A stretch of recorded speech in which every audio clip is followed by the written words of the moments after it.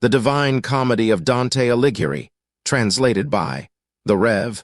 H. F. Carey, M.A., Purgatory, Canto 1. O'er better waves to speed her rapid course the light bark of my genius lifts the sail, well pleased to leave so cruel sea behind. And of that second region will I sing, in which the human spirit from sinful blot is purged, and for ascent to heaven prepares. Hear, O ye hallowed nine. For in your train I follow, hear the deadened strain revive, nor let Calliope refuse to sound a somewhat higher song of that loud tone, which when the wretched birds of chattering note had heard, they of forgiveness lost all hope. Sweet hue of eastern sapphire, that was spread o'er the serene aspect of the pure air, high up as the first circle, to mine eyes unwonted joy renewed, soon as I scapt forth from the atmosphere of deadly gloom that had mine eyes and bosom filled with grief. The radiant planet, that to love invites, made all the Orient laugh, and veiled beneath the Pisces light, that in his escort came. To the right hand I turned, and fixed my mind on the other pole attentive, where I saw 4 stars ne'er seen before save by the ken of our first parents.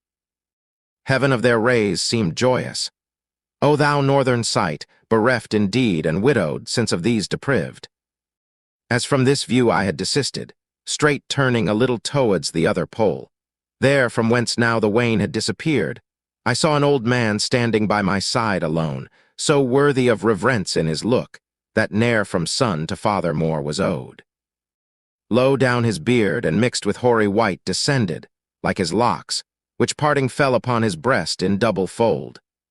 The beams of those 4 luminaries on his face so brightly shone, and with such radiance clear decked it, that I beheld him as the sun. Say, who are ye, that stemming the blind stream, forth from th eternal prison house have fled? He spoke and moved those venerable plumes. Who hath conducted, or with lantern shore lights you emerging from the depth of night, that makes the infernal valley ever black?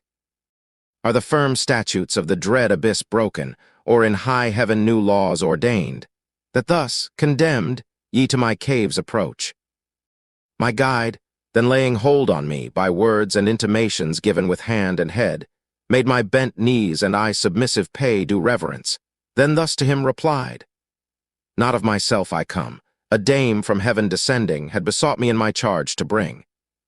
But since thy will implies, that more our true condition I unfold at large, mine is not to deny thee thy request. This mortal ne'er hath seen the farthest gloom, but erring by his folly had approached so near that little space was left to turn. Then, as before I told, I was dispatched to work his rescue, and no way remained save this which I have ta'en. I have displayed before him all the regions of the bad, and purpose now those spirits to display that under thy command are purged from sin.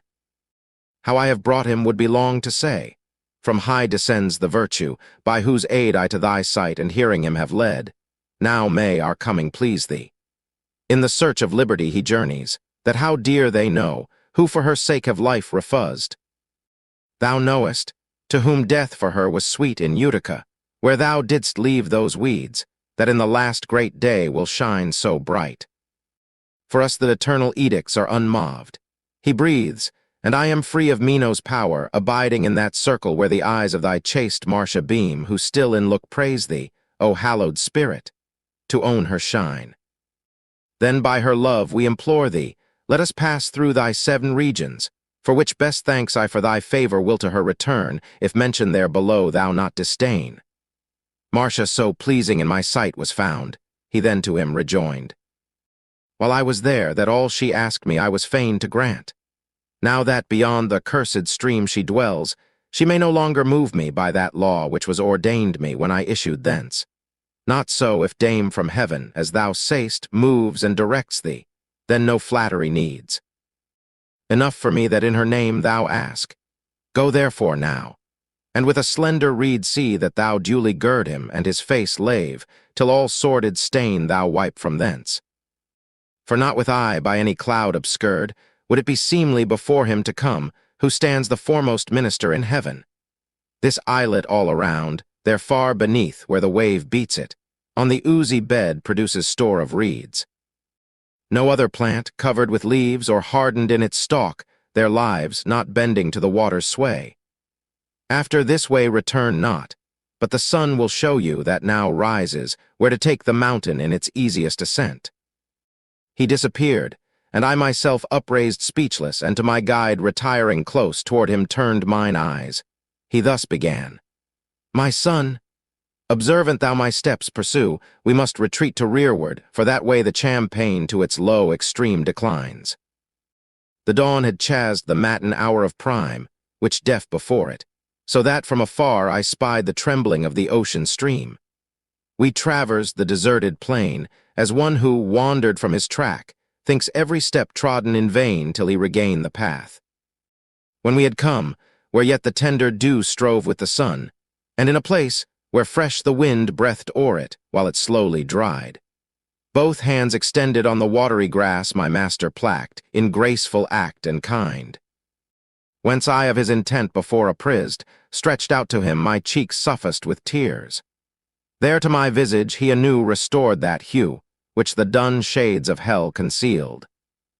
Then on the solitary shore arrived, that never sailing on its waters saw man, that could after measure back his course, he girt me in such manner as had pleased him who instructed. And oh, strange to tell, as he selected every humble plant, wherever one was plucked, another there resembling, straightway in its place arose. Canto 2. Now had the sun to that horizon reached, that covers, with the most exalted point of its meridian circle, Salem's walls and night, that opposite to him her orb sounds, from the stream of Ganges issued forth, holding the scales, that from her hands are dropped when she reigns highest. So that where I was, Aurora's white and vermeil-tinctured cheek to orange turned as she in age increased. Meanwhile we lingered by the water's brink like men, who, musing on their road in thought journey while motionless the body rests. When lo, as near upon the hour of dawn, through the thick vapors Mars with fiery beam glares down in west, over the ocean floor. So seemed, what once again I hoped to view, a light so swiftly coming through the sea, no winged course might equal its career. From which when for a space I had withdrawn thine eyes, to make inquiry of my guide, again I looked and saw it grown in size and brightness. Thou on either side appeared something, but what I knew not of bright hue, and by degrees from underneath it came another. My preceptor silent yet stood, while the brightness that we first discerned opened the form of wings. Then when he knew the pilot, cried aloud, "Down, down, bend low thy knees, behold God's angel, fold thy hands. Now shalt thou see true ministers indeed. Lo, how all human means he sets at naught. So that nor oar he needs, nor other sail except his wings between such distant shores. Lo, how straight up to heaven he holds them reared, winnowing the air with those eternal plumes that not like mortal hairs fall off or change." As more and more toward us came, more bright appeared the bird of God, nor could the eye endure his splendor near. Mine bent down. He drove ashore in a small bark so swift and light that in its course no wave it drank.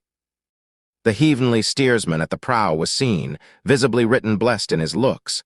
Within 100 spirits and more there sat. In exitu Israel de Egypto.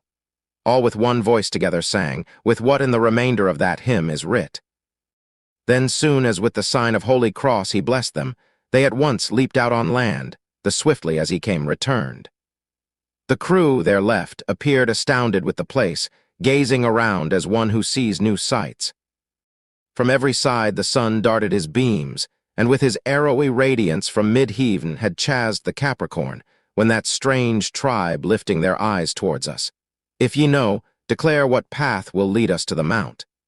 Them Virgil answered, Ye suppose perchance us well acquainted with this place, but here we, as yourselves, are strangers. Not long erst we came, before you but a little space, by other roads so rough and hard, that now the ascent will seem to us as play. The spirits, who from my breathing had perceived I lived, grew pale with wonder. As the multitude flock round a herald, sent with olive branch to hear what news he brings, and in their haste tread one another down, and so at sight of me those happy spirits were fixed, each one forgetful of its errand, to depart, where cleansed from sin, it might be made all fair. Then one I saw darting before the rest with such fond ardor to embrace me, I to do the like was moved.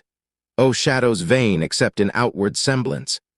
Thrice my hands I clasped behind it, they as oft returned empty into my breast again. Surprise I needs must think was painted in my looks, for that the shadow smilled and backward drew. To follow it I hastened, but with voice of sweetness it enjoined me to desist. Then who it was I knew, and prayed of it to talk with me, it would a little pause. It answered, Thee as in my mortal frame I loved, so loosed forth it I love thee still, and therefore pause. But why walkest thou here? Not without purpose once more to return, thou find'st me, my Casella, where I am journeying this way, I said, but how of thee hath so much time been lost? He answered straight, No outrage hath been done to me, if he who when and whom he chooses takes, me oft this passage hath denied, since of just will his will he makes. These 3 months past indeed, he who's chose to enter, with free leave hath taken, whence I wandering by the shore where Tiber's wave grows salt, of him gained kind admittance at that river's mouth, toward which his wings are pointed, for there always throng all such as not to archer and descend. Then I, if new laws have not quite destroyed memory and use of that sweet song of love, that while all my cares had power to swage, please thee with it a little to console my spirit, that encumbered with its frame, traveling so far of pain is overcome. Love that discourses in my thoughts. He then began in such soft accents, that within the sweetness thrills me yet. My gentle guide and all who came with him so well were pleased, that seemed naught else might in their thoughts have room. Fast fixed in mute attention to his notes we stood, when lo, that old man venerable exclaiming, How is this, ye tardy spirits? What negligence detains you loitering here? Run to the mountain to cast off those scales, that from your eyes the sight of God conceal. As a wild flock of pigeons, to their food collected, blade or tears without their pride accustomed, and in still and quiet sort, if aught alarm them, suddenly desert their meal, assailed by more important care. So I that new-come troop beheld, the song deserting hastened to the mountain's side. As one who goes yet where he tends knows not, nor with less hurried step did we depart. Canto 3. Them sudden flight had scattered over the plain, turned towards the mountain, whither reason's voice drives us. I to my faithful company adhering left it not. For how of him deprived might I have sped, or who beside would o'er the mountainous tract have led my steps, he with the bitter pang of self-remorse seemed smitten. O clear conscience and upright, how doth a little fling wound thee sore? Soon as his feet desisted slackening pace, from haste, that mars all decency of act, my mind, that in itself before was wrapped, its thoughts expanded, as with joy restored. And full against the steep ascent I set my face, where highest to heaven its top o'erflows. The sun, that flared behind, with ruddy beam before my form was broken, for in me his rays resistance met. I turned aside with fear of being left, when I beheld only before myself the ground obscured. When thus my solace, turning him around, bespake me kindly, Why distrustest thou? Believ'st not I am with thee, thy sure guide? It now is evening there, where buried lies the body, in which I cast a shade, removed to Naples from Brundusium's wall. Nor thou marvel if before me no shadow fall, more than that in the sky element one ray obstructs not other. To endure torments of heat and cold extreme, like frames that virtue hath despised, which how it works wills not to us should be revealed. Insane who hopes, our reason may that space explore, which holds 3 persons in one substance knit. Seek not the wherefore, race of humankind. Could ye have seen the whole, no need had been for Mary to bring forth.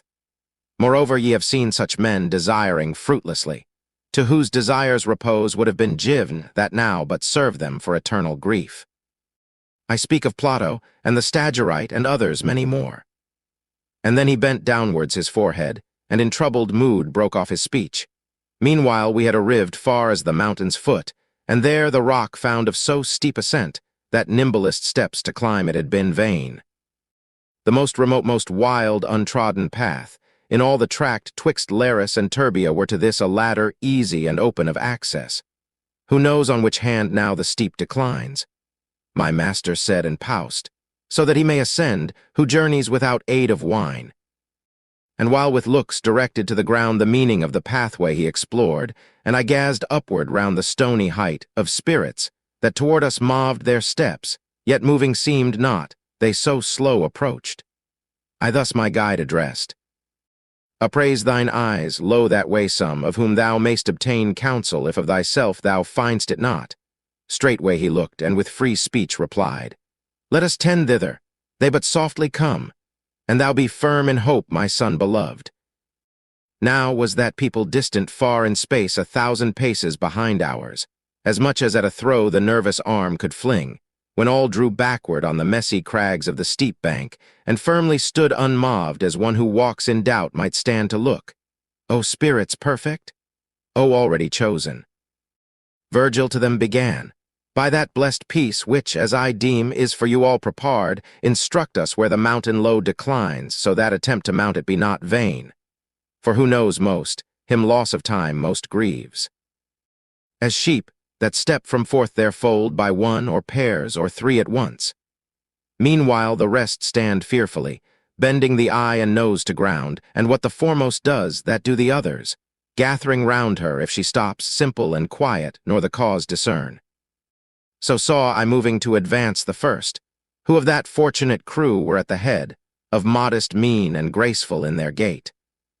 When they before me had beheld the light from my right side fall broken on the ground, so that the shadow reached the cave, they stopped and somewhat back retired.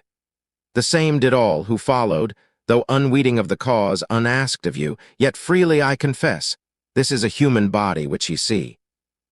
That the sun's light is broken on the ground, marvel not, but believe that not without virtue derived from heaven we to climb over this wall aspire. So them bespake my master, and that virtuous tribe rejoined, Turn, and before you there the entrance lies. Making a signal to us with bent hands, then of them one began, Woe thou art, who journeyst thus this way thy visage turn, think if me elsewhere thou hast ever seen. I towards him turned, and with fixed eye beheld. Comely and fair and gentle of aspect he seemed, but on one brow a gash was marked, when humbly I disclaimed to have beheld him ever. Now behold, he said, and showed high on his breast a wound. Then smiling spake, I am Manfredi, grandson to the Queen Costanza. Whence I pray thee, when returned, to my fair daughter go, the parent glad of Aragania and Sicilia's pride, and of the truth inform her, if of me aught else be told. When by 2 mortal blows my frame was shattered, I betook myself weeping to him, who of free will forgives. My sins were horrible, but so wide arms hath goodness infinite, that it receives all who turn to it. Had this text divine been of Cosenza's shepherd better scanned, who then by Clement on my hunt was set, yet at the bridge's head my bones had lain, near Benevento, by the heavy mole protected. But the rain now drenches them, and the wind drives out of the kingdom's bounds. Far as the stream of Verd, where with lights extinguished he removed them from their bed. Yet by their curse we are not so destroyed, but that the eternal love may turn while hope retains her verdant blossoms. True it is, that such one as in contumacy dies against the Holy Church, though he repent, must wander 30-fold for all the time in his presumption past. If such decree be not by prayers of good men shorter made, look therefore if thou canst advance my bliss, revealing to my good Costanza how thou hast beheld me, and beside the terms laid on me of that interdict, for here by means of those below much profit comes. Canto 4. When by sensations of delight or pain that any of our faculties hath seized, entire the soul collects herself. It seems she is intent upon that power alone, and thus the error is disproved which holds the soul not singly lighted in the breast. And therefore when as aught is heard or seen, that firmly keeps the soul toward it turned, time passes, and a man perceives it not. For that whereby he hearken is one power, another that, which the whole spirit hash. This is as it were bound, while that is free. This found I true by proof, hearing that spirit and wondering. For full 50 steps aloft the sun had measured unobserved of me, when we arrived where all with one accord the spirits shouted, Here is what ye ask. A larger aperture oft times is stopped with forked stake of thorn by villager, when the ripe grape imbrowns, then was the path, by which my guide, and I behind him close, ascended solitary, when that troop departing left us. On Sanlio's road who journeys, or to Noli low descends, or mounts by Smantua's height, must use his feet. But here a man had need to fly, I mean with the swift wing and plumes of high desire, conducted by his aid, who gave me hope, and with light furnished to direct my way.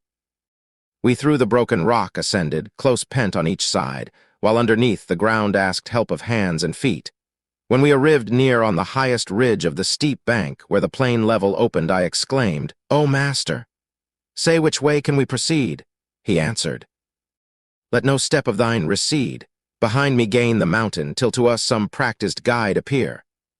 That eminence was lofty that no eye might reach its point, and the side proudly rising, more than line from the mid-quadrant to the center drawn.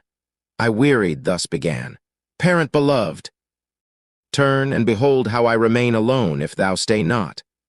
"My son," he straight replied, "thus far put forth thy strength, and to a track pointed that, on this side projecting, round circles the hill." His words so spurred me on that I behind him clambering, forked myself, till my feet pressed the circuit plain beneath. There both together seated, turned we round to eastward, whence was our ascent, and oft many beside have with delight looked back. First on the nether shores I turned my eyes, then raised them to the sun, and wondering marked that from the left it smote us. Soon perceived that poet sage how at the car of light amazed I stood, where twixt us and the north its course it entered.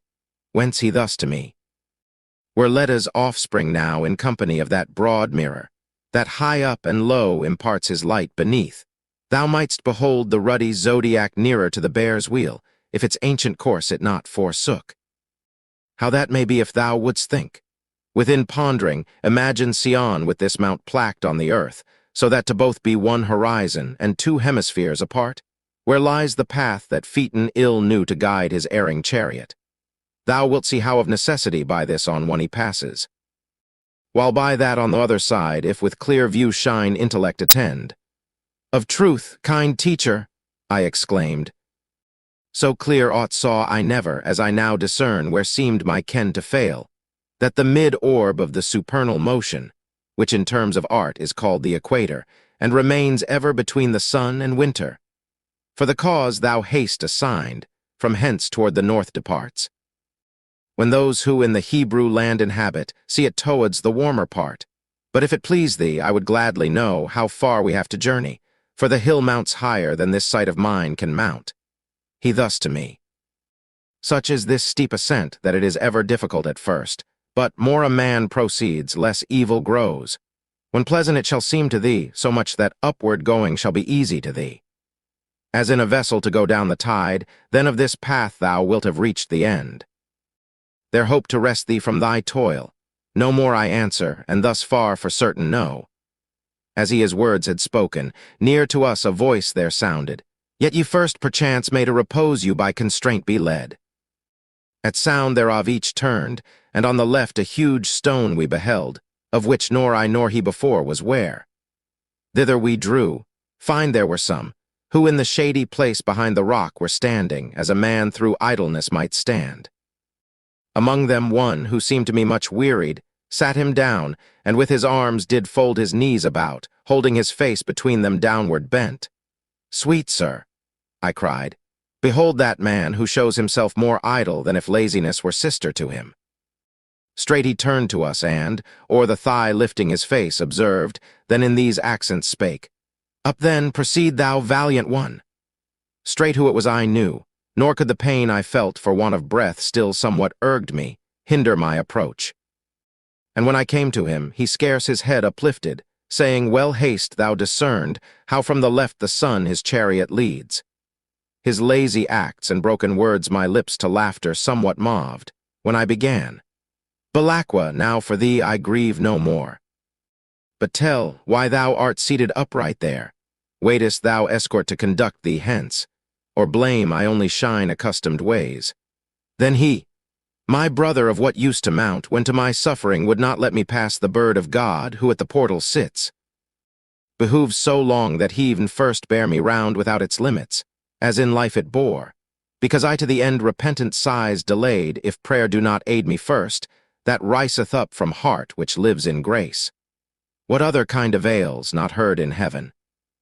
Before me now the poet up the mount ascending cried, Haste thee, for see the sun has touched the point meridian, and the night now covers with her foot Morocco's shore. Canto 5. Now had I left those spirits and pursued the steps of my conductor, when beheld, pointing the finger at me, one exclaimed, See how it seems as if the light not shone from the left hand of him beneath, and he, as living, seems to be led on. Mine eyes I at that sound reverting, saw them gaze through wonder first at me, and then at me, and the light broken underneath by turns. Why are thy thoughts thus riveted? My guide exclaimed, that thou haste slack thy pace? Or how imports it thee what thing is whispered here? Come after me, and to their babblings leave the crowd. Be as a tower that, firmly set, shakes not its top for any blast that blows. He, in whose bosom thought on thought shoots out, still of his aim is wide, in that the one sicklies and wastes to naught the other's strength. What other could I answer save, I come? I said it, somewhat with that color tinged which oft-times pardon meriteth for man. Meanwhile traverse along the hill there came, a little way before us, some who sang the miserer in responsive strains. When they perceived that through my body I gave way not for the rays to pass, their song straight to a long and hoarse exclaim they changed, and two of them, in guise of messengers, ran on to meet us, and inquiring asked, Of your condition we would gladly learn. To them my guide, Ye may return and bear tidings to them who sent you, that his frame is real flesh. If, as I deem, to view his shade they poust, enough as answered them. Him let them honor, they may prize him well. Ne'er saw I fiery vapors with such speed cut through the serene air at fall of night, nor August's clouds athwart the setting sun, that upward these did not in shorter space return, and, there arriving, with the rest wheel back on us, as with loose rein a troop. Many, exclaimed the bard, are these who throng around us, to petition thee they come, go therefore on, and listen as thou gost. O spirit, who gost on to blessedness with the same limbs that clad thee at thy birth. Shouting they came, a little rest thy step. Look if thou any one amongst our tribe haste ere beheld, that tidings of him there thou mayst report. Ah, wherefore gost thou on? Ah, wherefore tarriest thou not? We all by violence died, and to our latest hour were sinners, but then warned by light from heaven, so that, repenting and forgiving, we did issue out of life at peace with God, who with desire to see him fills our heart. Then the visages of all I scan, yet none of you remember. But if aught that I can do may please you, gentle spirits, speak, and I will perform it by that peace which on the steps of guides so excellent following from world to world intent I seek. In answer he began, None here distrusts thy kindness, though not promised with an oath, so as the will fail not for want of power. Whence I, whose soul before the others speak, entreat thee, if thou ever see that land which lies between Romagna and the realm of Charles, that of thy courtesy thou pray those who inhabit Fano, that for me their adorations duly be put up, by which I may purge off my grievous sins. From thence I came, but the deep passages whence issued out the blood wherein I dwelt, upon my bosom in Antenor's land were made, where to be more secure I thought. The author of the deed was Est's prince, who more than right could warrant, with his wrath pursued me.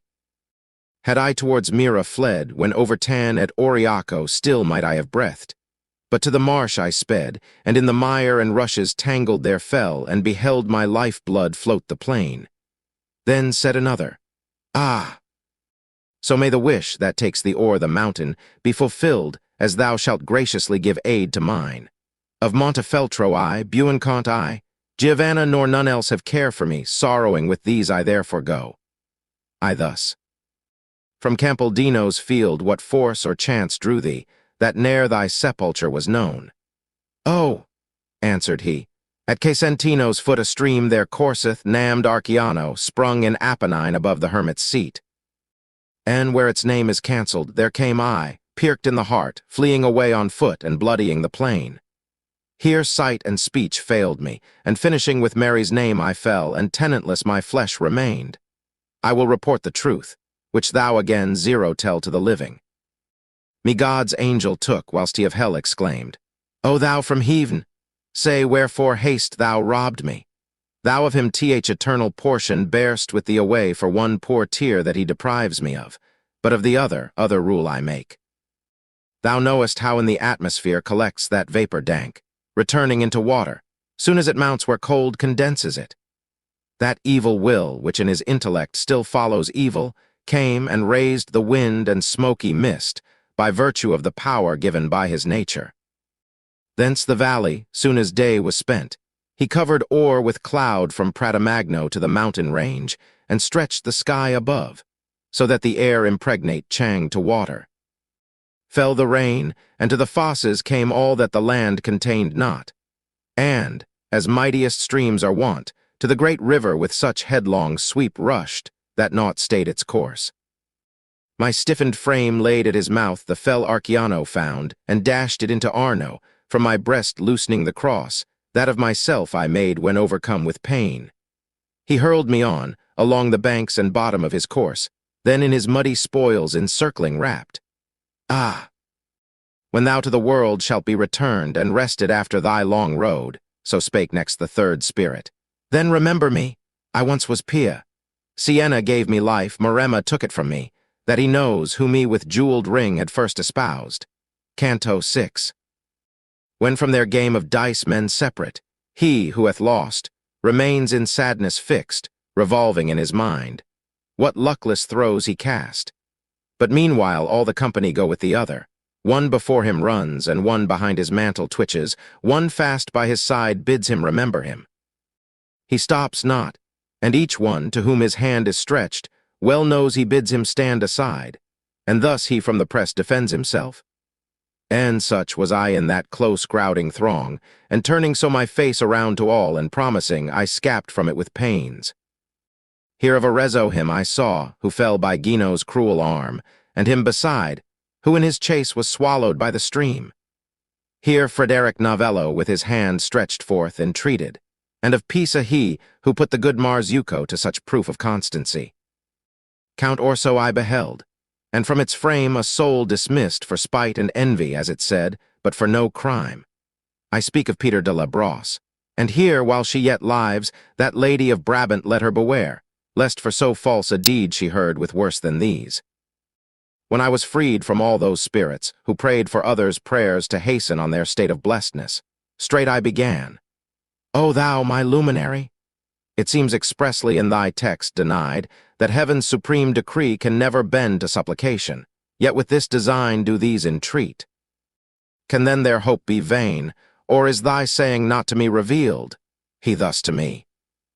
Both what I write is plain, and these deceived not in their hope, if well thy mind consider, that the sacred height of judgment doth not stoop, because love's flame in a short moment all fulfills, which he who sojourns here in right should satisfy. Besides, when I this point concluded thus, by praying no defect could be supplied, because the prayer had none access to God. Yet in this deep suspicion rest thou not contented unless she assure thee so, who betwixt truth and mind infuses light. I know not if thou take me right, I mean Beatrice. Her thou shalt behold above upon this mountain's crown, fair seat of joy. Then I, Sir, let us mend our speed, for now I tire not as before, and lo, the hill stretches its shadow far. He answered thus, Our progress with this day shall be as much as we may now dispatch, but otherwise than thou supposest is the truth. For there thou canst not be, ere thou once more behold him back returning, who behind the steep is now so hidden, that as erst his beam thou dost not break. But lo, a spirit there stands solitary and toward us looks. It will instruct us in the speediest way. We soon approached it. O thou Lombard spirit, how didst thou stand in high abstracted mood, scarce moving with slow dignity thine eyes? It spoke not aught, but let us onward pass, eyeing us as a lion on his watch. I threat Virgil with entreaty mild advanced, requesting it to show the best assent. It answer to his question none returned, but of our country and our kind of life demanded. When my courteous guide began, Mantua. The solitary shadow quick rose towards us from the place in which it stood, and cried, Mantuan, I am thy countryman, Sordello. Each the other then embraced. Ah, slavish Italy! Thou in of grief, vessel without a pilot in loud storm, lady no longer of fair provinces, but brothel house impure. This gentle spirit, even from the pleasant sound of his dear land, was prompt to greet a fellow citizen with such glad cheer. While now thy living ones in thee abide not without war, and one malicious gnaws another, I of those whom the same wall and the same moat contains, seek, wretched one. Around thy sea coasts wide, then homeward to thy bosom turn, and mark if any part of the sweet peace enjoy. What boots it, that thy reins Justinian's hand befitted if thy saddle be unpressed? Naught doth he now but aggravate thy shame. Ah, people! Thou obedient still shouldst live, and in the saddle let thy Caesar sit. If well thou markedst that which God commands, look how that beast to fellness hath relapsed from having lost correction of the spur, since to the bridle thou hast set thine hand, O German Albert, who abandonst her, that is grown savage and unmanageable, when thou shouldst clasp her flanks with forked heels. Just judgment from the stars fall on thy blood, and be it strange and manifest to all, such as may strike thy successor with dread.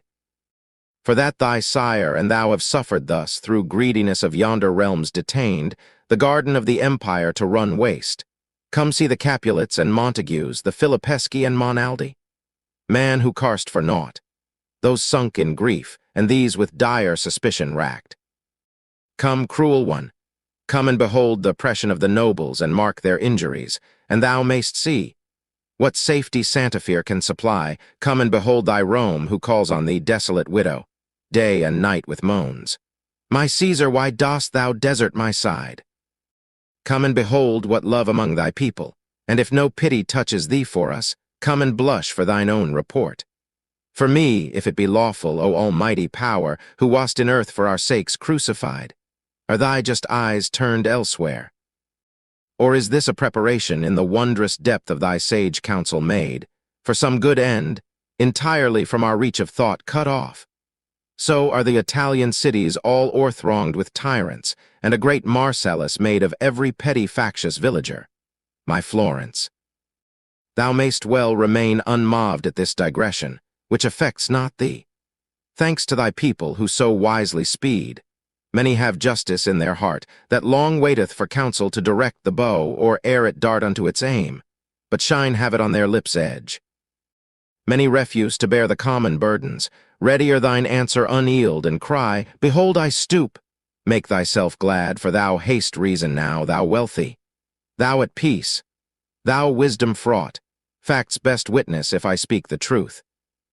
Athens and Lacedaemon, who of old enacted laws, for civil arts renowned, made little progress in improving life towards thee, who usest such nice subtlety, that to the middle of November scarce reaches the thread thou in October weavest.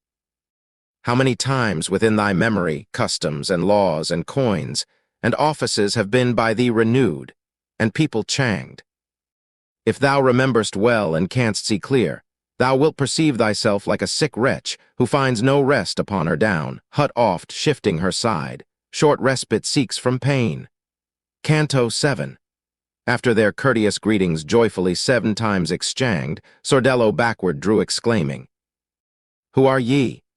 Before this mount by spirits worthy of ascent to God was sought, my bones had by Octavius' care been buried. I am Virgil, for no sin deprived of heathen, except for lack of faith. So answered him in few my gentle guide. As one who ought before him suddenly beholding whence his wonder riseth, cries it is yet is not, wavering in belief. Such he appeared, then downward bent his eyes, and drawing near with reverential step, caught him, where of mean estate might clasp his lord. Glory of Latium! He exclaimed, in whom our tongue its utmost power displayed, boast of my honored birthplace. What desert of mine, what favor rather undeserved, shows thee to me? If I to hear that voice am worthy, say if from below thou comest, and from what cloisters pale. Through every orb of that sad region, he replied. Thus far am I arrived, by heavenly influence led, and with such aid I come. There is a place there underneath, not made by torments sad, but by dun shades alone, where morning's voice sounds not of anguish sharp, but breathes in sighs. There I with little innocents abide, who by death's fangs were bitten, ere exempt from human taint. There I with those abide, who the three holy virtues put not on, but understood the rest, and without blame followed them all. But if thou know'st and canst, direct us, how we soonest may arrive where purgatory its true beginning takes. He answered thus, We have no certain place assigned us. Upwards I may go around, far as I can, I join thee for thy guide. But thou beholdest now how day declines, and upwards to proceed by night our power excels. Therefore it may be well to choose a place of pleasant sojourn. To the right some spirits sit apart retired. If thou consentest, I to these will lead thy steps, and thou wilt know them, not without delight. How chances this? Was answered. Whoso wished to ascend by night, would he be thence debarred by other, or through his own weakness fail? The good Sordello then, along the ground trailing his finger, spoke. Only this line thou shalt not overpass, soon as the sun hath disappeared, not that aught else impedes thy going upwards, save the shades of night. These with the want of power perplex the will. With them thou haply mightst return beneath, or to and fro around the mountain's side wander, while day is in the horizon shut. My master straight, as wondering at his speech, exclaimed, Then lead us quickly, where thou say'st that, while we stay, we may enjoy delight. A little space we were removed from thence, when I perceived the mountain hollowed out, even as large valleys hollowed out on earth. That way, the escorting spirit cried, we go, where in a bosom the high bank recedes, and thou await renewal of the day. Betwixt the steep and plain, a crooked path let us traverse into the ridge's side, where more than half the sloping edge expires. Refulgent gold, and silver thrice refined, and scarlet grain and ceruse, Indian wood of lucid dye serene, fresh emeralds but newly broken, by the herbs and flowers placked in that fair recess. In color all had been surpassed, as great surpasses less. Nor nature only there lavished her hues, but of the sweetness of 1,000 smells a rare and undistinguished fragrance made. Salve Regina! On the grass and flowers here chanting I beheld those spirits sit who not beyond the valley could be seen. Before the westering sun sink to his bed, began the Mantuan who our steps had turned, mid those desires not that I lead ye on. For from this eminence ye shall discern better the acts and visages of all, than in the nether vale among them mixed. He who sits high above the rest, and seems to have neglected that he should have done. And to the others song moves not his lip, the Emperor Rodolph call, who might have healed the wounds whereof fair Italy hath died, so that by others she revives but slowly, he, who with kindly visage comforts him, swayed in that country where the water springs, that Moldaw's river to the Elbe, and Elbe rolls to the ocean. Ottokar his name, who in his swaddling clothes was of more worth than Wenceslaus his son, a bearded man, pampered with rank luxuriousness and ease. And that one with the nose depress, who close in council seems with him of gentle look, flying expered, withering the lily's flower. Look there how he doth knock against his breast. The other ye behold, who for his cheek makes of one hand a couch with frequent sighs. They are the father and the father-in-law of Gallia's bane. His vicious life they know and foul. Thence comes the grief that rends them thus. He, so robust of limb, who measure keeps in song, with him of feature prominent, with every virtue bore his girdle bracked. And if that stripling who behind him sits, king after him had lived, his virtue then from vessel to like vessel had been poured, which may not of the other heirs be said. By James and Frederick his realms are held, neither the better heritage obtains. Rarely into the branches of the tree doth human worth mount up, and so ordains he who bestows it, that as his free gift it may be called. To Charles my words apply no less than to his brother in the song, which Puel and Pravas now with grief confess. So much that plant degenerates from its seed, as more than Beatrice and Margaret Costanza still boasts of her valorous spouse. Behold the king of simple life and plain, Harry of England, sitting there alone, he through his branches better issue spreads. That one, who on the ground beneath the rest sits lowest, yet his gaze directs aloft us William, that brave marquis, for whose cause the deed of Alexandria and his war makes Conferat and Canaves weep. Canto 8. Now was the hour that wakens fond desire in men at sea, and melts their thoughtful heart. who in the morn have bid sweet friends farewell, and pilgrim newly on his road with love thrills if he hear the vesper bell from far, that seems to mourn for the expiring day. When I, no longer taking heed to hear, began with wonder from those spirits to mark one risen from its seat, which with its hand audience implored. Both palms it joined and raised, fixing its steadfast gaze towards the east, as telling God, I care for naught beside. Te lucis ante. So devoutly then came from its lip, and in so soft a strain, that all my sense in ravishment was lost. And the rest after, softly and devout, followed through all the hymn, with upward gaze directed to the bright supernal wheels. Hear, reader, for the truth makes thine eyes keen. For of so subtle texture is this veil, that thou with ease mayst pass it through unmarked. I saw that gentle band silently next look up, as if in expectation held, pale and in lowly guise. And from on high I saw forth issuing descend beneath two angels with two flame-illumined swords, broken and mutilated at their points. Green as the tender leaves but newly born, their vesture was, the which by wings as green beaten, they drew behind them, fanned in air. A little over us one took his stand, the other lighted on the opposing hill, so that the troop were in the midst contained. Well I descried the whiteness on their heads, but in their visages the dazzled eye was lost, as faculty that by too much is overpowered. From Mary's bosom both are come, exclaimed Sordello, as a guard over the veil ganced him who hither tends the serpent. Whence, not knowing by which path he came, I turned me round and closely pressed, all frozen to my leader's trusted side. Sordello paused not. To the valley now, for it is time, let us descend, and hold converse with those great shadows. Haply much their sight may please ye. Only 3 steps down methinks I measured, ere I was beneath, and noted one who looked as with desire to know me. Time was now that arrow dim, yet not so dim that twixt his eyes and mine it cleared not up what was concealed before. Mutually towards each other we advanced. Nino, thou courteous judge, what joy I felt when I perceived thou wert not with the bad. No salutation kind on either part was left unsaid. He then inquired, How long since thou arrivedst at the mountain's foot over the distant waves? Oh, answered I, through the sad seats of woe this morn I came, and still in my first life, thus journeying on, the other strive to gain. Soon as they heard my words, he and Sordello backward drew, as suddenly amazed. To Virgil one, the other to a spirit turned, who near was seated, crying, Conrad, up with speed, come, see what of his grace high God hath willed.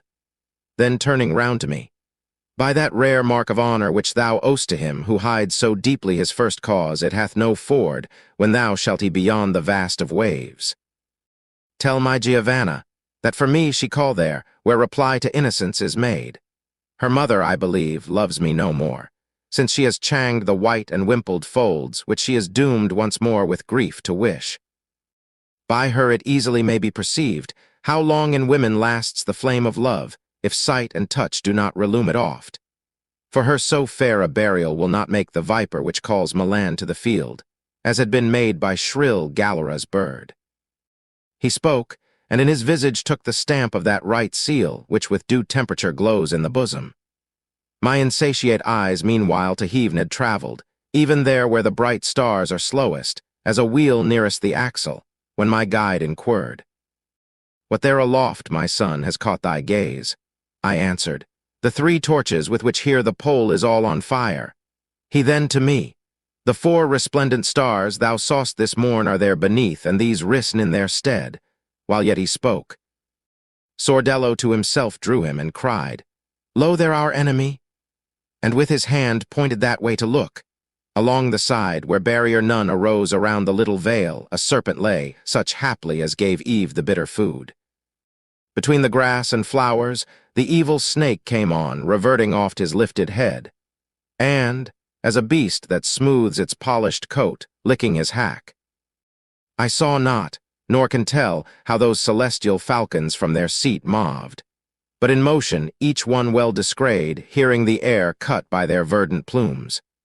The serpent fled, and to their stations back the angels up returned with equal flight.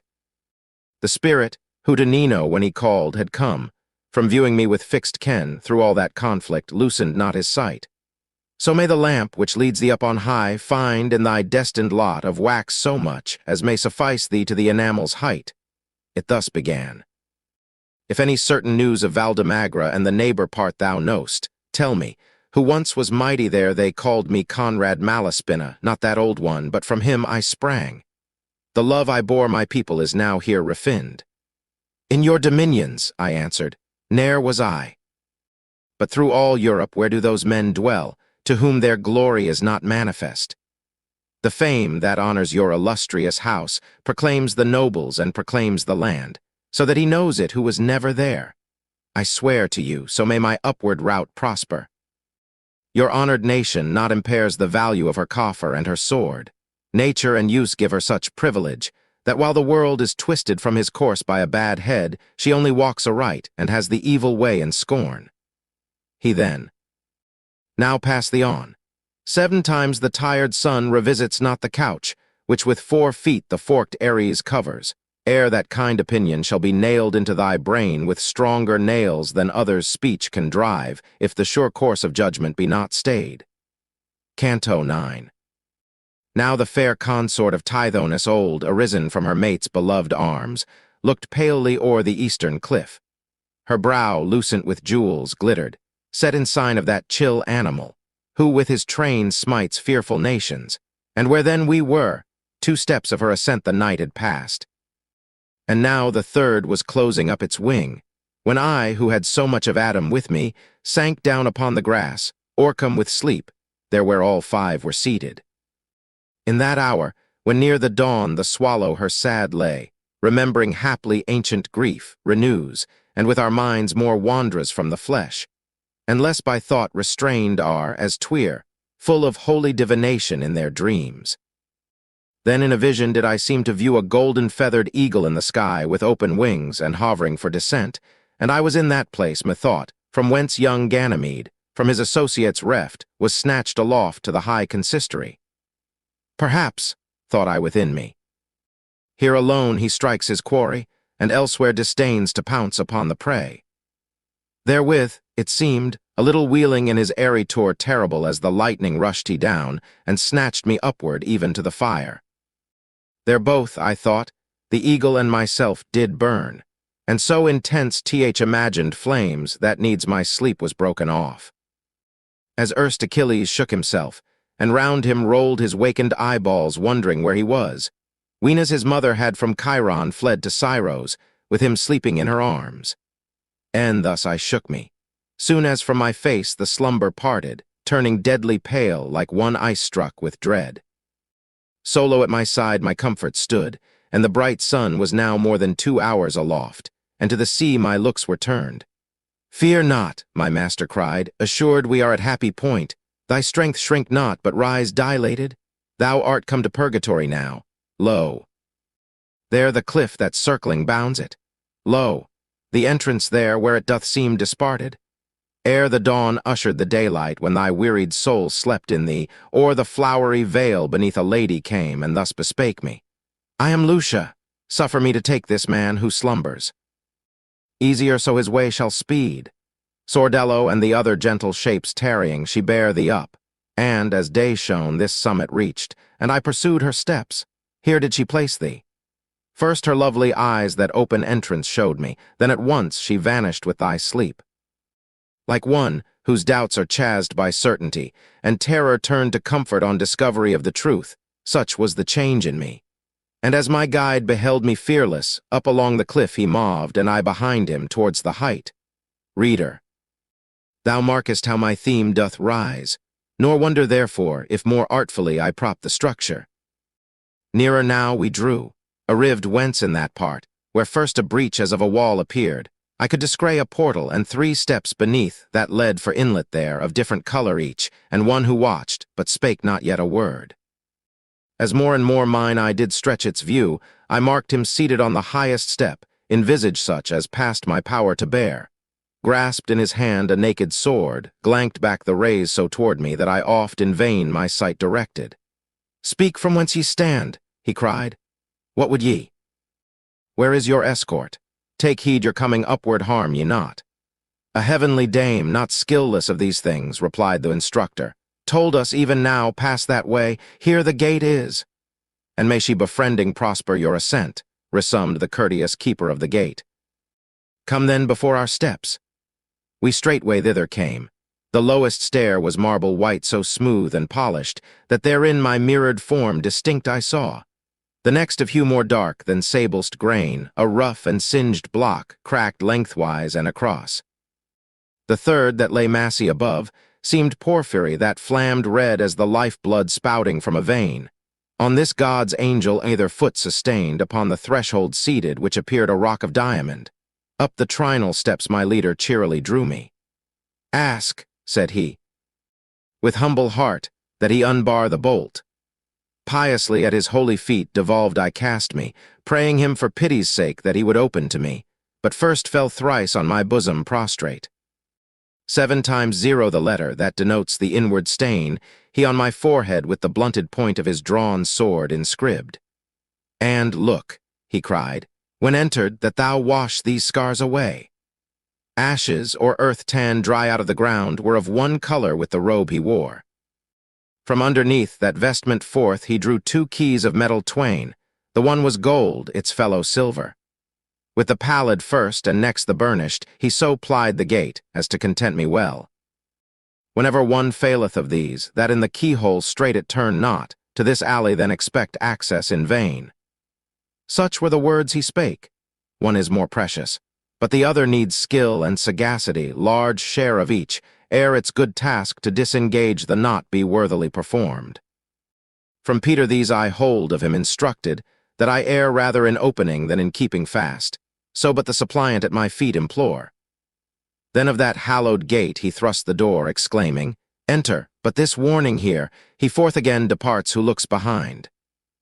As in the hinges of that sacred ward the swivels turned, sonorous metal strong, harsh was the grating. Nor so surlily roared the tarpeian, when by force bereft of good meat Ellis, thenceforth from his loss to leanness doomed. Attentively I turned, listening the thunder that first issued forth. And "We praise thee, O God," methought I heard in accents blended with sweet melody. The strains came o'er mine ear, and as the sound of choral voices, that in solemn chant with organ mingle, and, now high and clear, come swelling, now float indistinct away. Canto 10. When we had passed the threshold of the gate, which the soul's ill affection doth disuse, making the crooked seem the straighter path, I heard its closing sound. Had mine eyes turned, for that offense what plea might have availed? We mounted up the riven rock, that wound on either side alternate, as the wave flies and advances.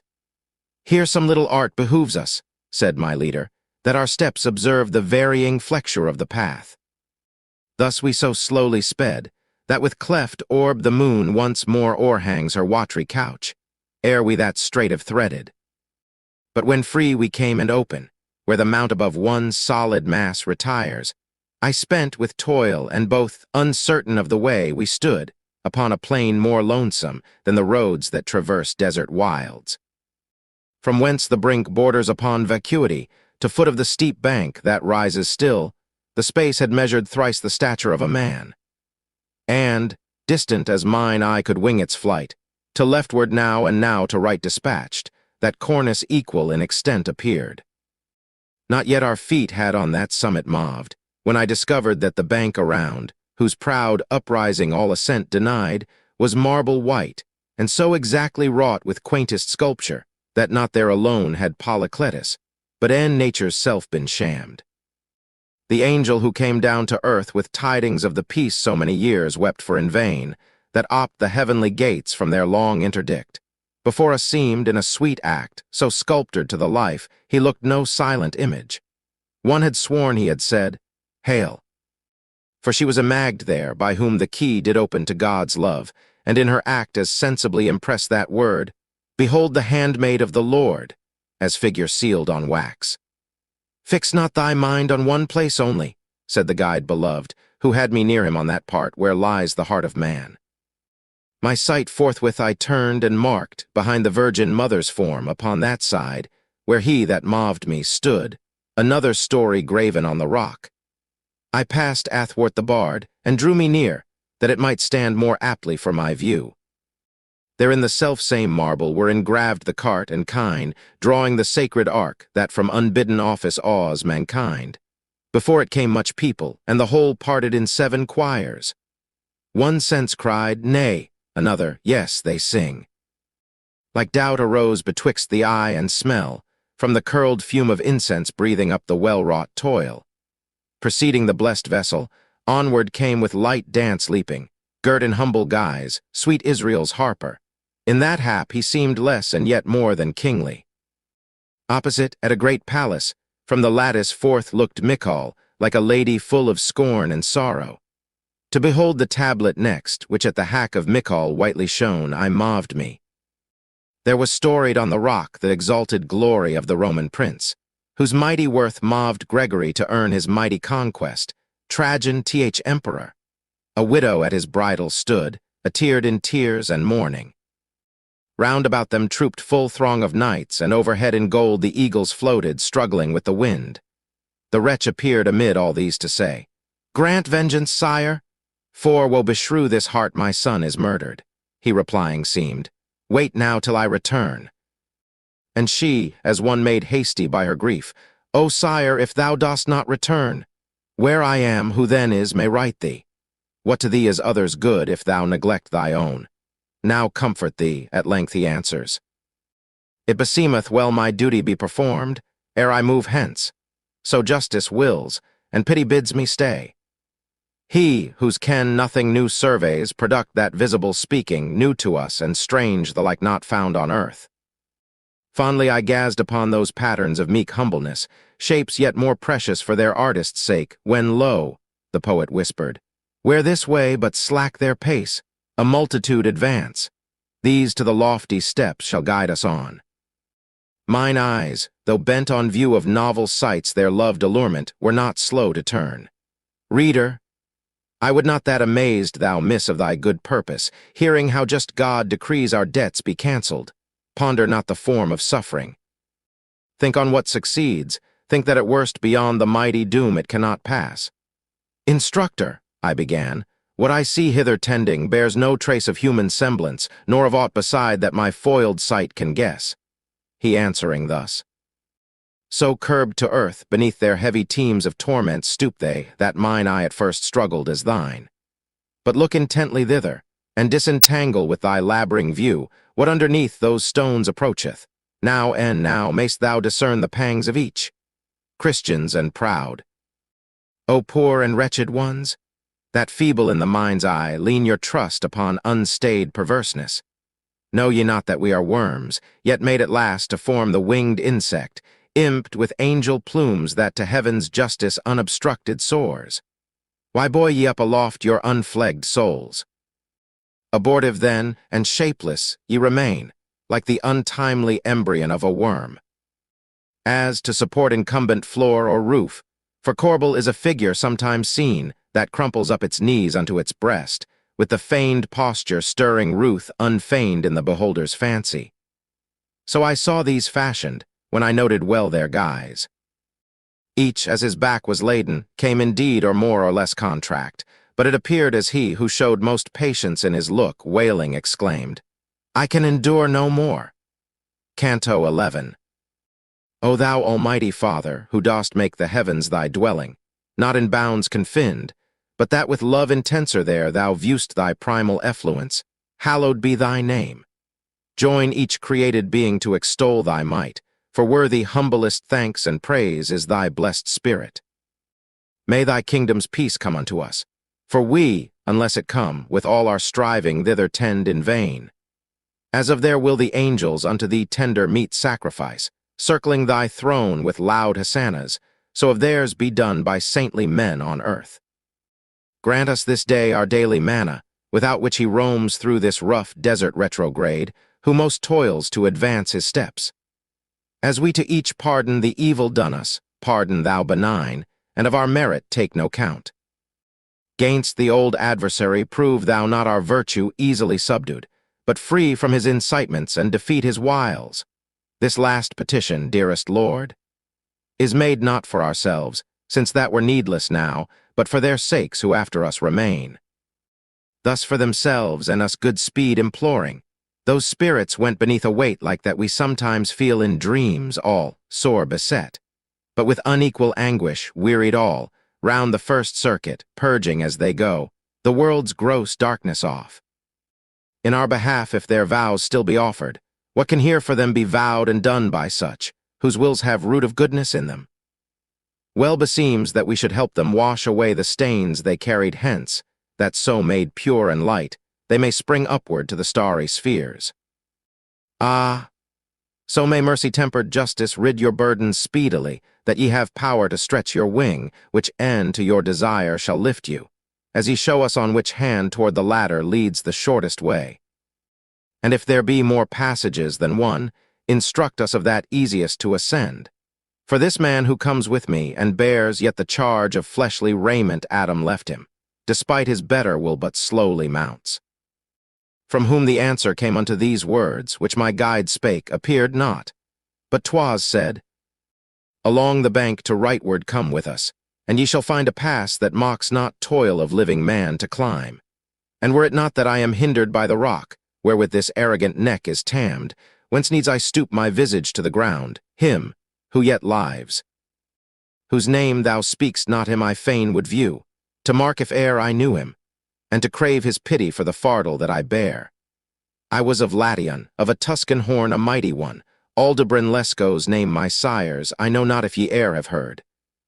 My old blood and forefathers' gallant deeds made me so haughty, that I clean forgot the common mother, and to such excess waxed in my scorn of all men that I fell therefore. By what fate Siena's sons, each child in Campagnatico can tell. I am Omerto, not me only pride hath injured, but my kindred all involved in mischief with her. Here my lot ordains under this weight to groan, till I appease God's angry justice, since I did it not amongst the living, here amongst the dead. Listening, I bent my visage down, and one, not he who spake, twisted beneath the weight that urged him, saw me, knew me straight, and called, holding his eyes with difficulty fixed intent upon me, stooping as I went companion of their way. Oh, I exclaimed, art thou not Oderigi? Art not thou Agabio's glory, glory of that art which they of Paris call the limmer's skill? Brother, said he, with tints that gayer smile, Bolognian Franco's pencil lines the leaves. His all the honor now, mine borrowed light. In truth, I had not been thus courteous to him, the whilst I lived. Through eagerness of zeal for that preeminence my heart was bent on. Here of such pride the forfeiture is paid. Nor were I even here. If, able still to sin, I had not turned me unto God. O powers of man! How vain your glory, nipped in its height of verdure, if an age less bright succeed not? Cimabue thought to lord it over painting's field, and now the cry is Giotto's, and his name eclipsed. Thus hath one Guido from the other snatched the lettered prize, and he perhaps is born, who shall drive either from their nest. The noise of worldly fame is but a blast of wind, that blows from divers points, and shifts its name shifting the point it blows from. Shalt thou more live in the mouths of mankind, if thy flesh part shriveled from thee, than if thou hadst died, before the coral and the pap were left, or ere some 1,000 years have passed? And that is, to eternity compared, a space, briefer than is the twinkling of an eye to the heaven's slowest orb. He there who treads so leisurely before me, far and wide through Tuscany resounded once, and now is in Siena scarce with whispers nammed. There was he sovereign, when destruction caught the maddening rage of Florence, in that day proud as she now is loathsome. Your renown is as the herb whose hue doth come and go, and his might withers it, by whom it sprang crude from the lap of earth. I thus to him, true are thy sayings. To my heart they breathe the kindly spirit of meekness, and allay what tumors rankle there. But who is he of whom thou spak'st but now? This, he replied, is Provenzano. He is here because he reached with grasp presumptuous at the sway of all Siena. Thus he still hath gone, thus goeth never-resting since he died. Such is acquittance rendered back of him, who, beyond measure, darred on earth. I then, If soul that to the verge of life delays repentance, linger in that lower space, nor hither mount unless good prayers befriend, how chanked admittance was vouchsafed to him. When at his glory's topmost height, said he, respect of dignity all cast aside, freely he fixed him on Siena's plain, a suitor to redeem his suffering friend who languished in the prison house of Charles, nor for his sake refuzzed through every vein to tremble. More I will not say, and dark I know my words are, but thy neighbors soon shall help thee to a comment on the text. This is the work that from these limits freed him. Canto 12. With equal pace as oxen in the yoke, I with that laden spirit journeyed on long as the mild instructor suffered me, but when he bade me quit him and proceed, for, here, said he, behooves with sail and oars each man as best he may push on his bark. Upright, as one disposed for speed, I raised my body, still in thought submissive bode. I now my leader's track not loth pursued, and each had shown how light we fared along when thus he warned me. Bend thine eyesight down, for thou to ease the way shall find it good to ruminate the bed beneath thy feet. As in memorial of the buried, drawn upon earth-level tombs, the sculptured form of what was once appears, at sight whereof tears often stream forth by remembrance whacked, whose sacred stings the piteous only feel.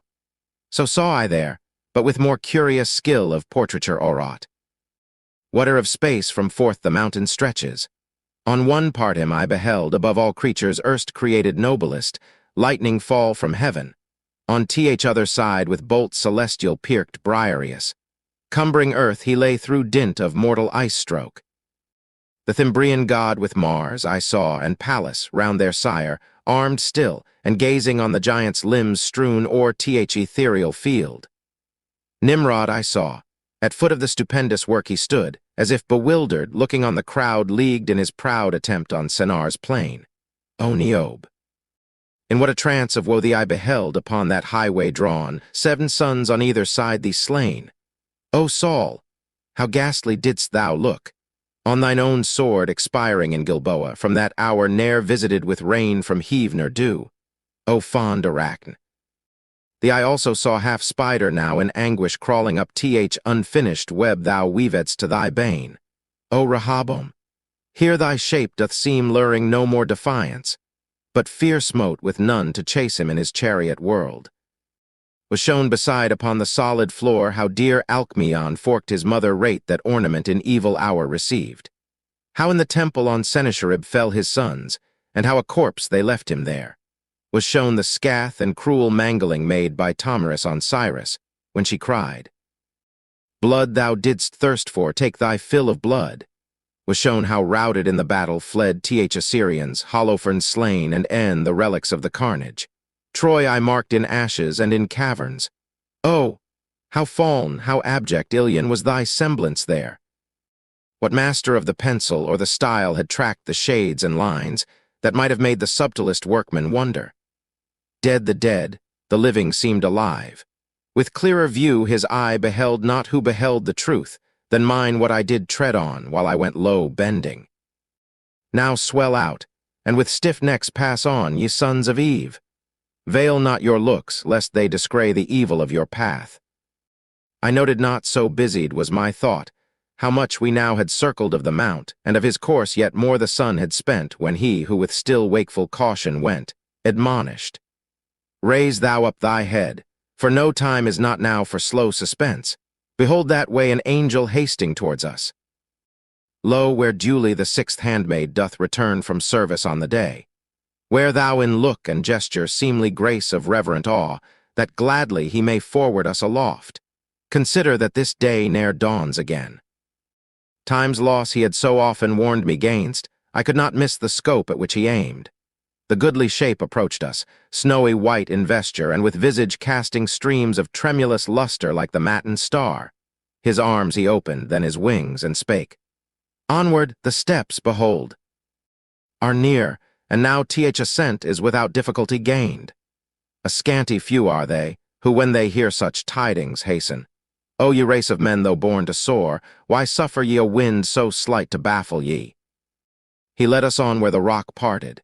Here against my front did beat his wings, then promised I should fare in safety on my way.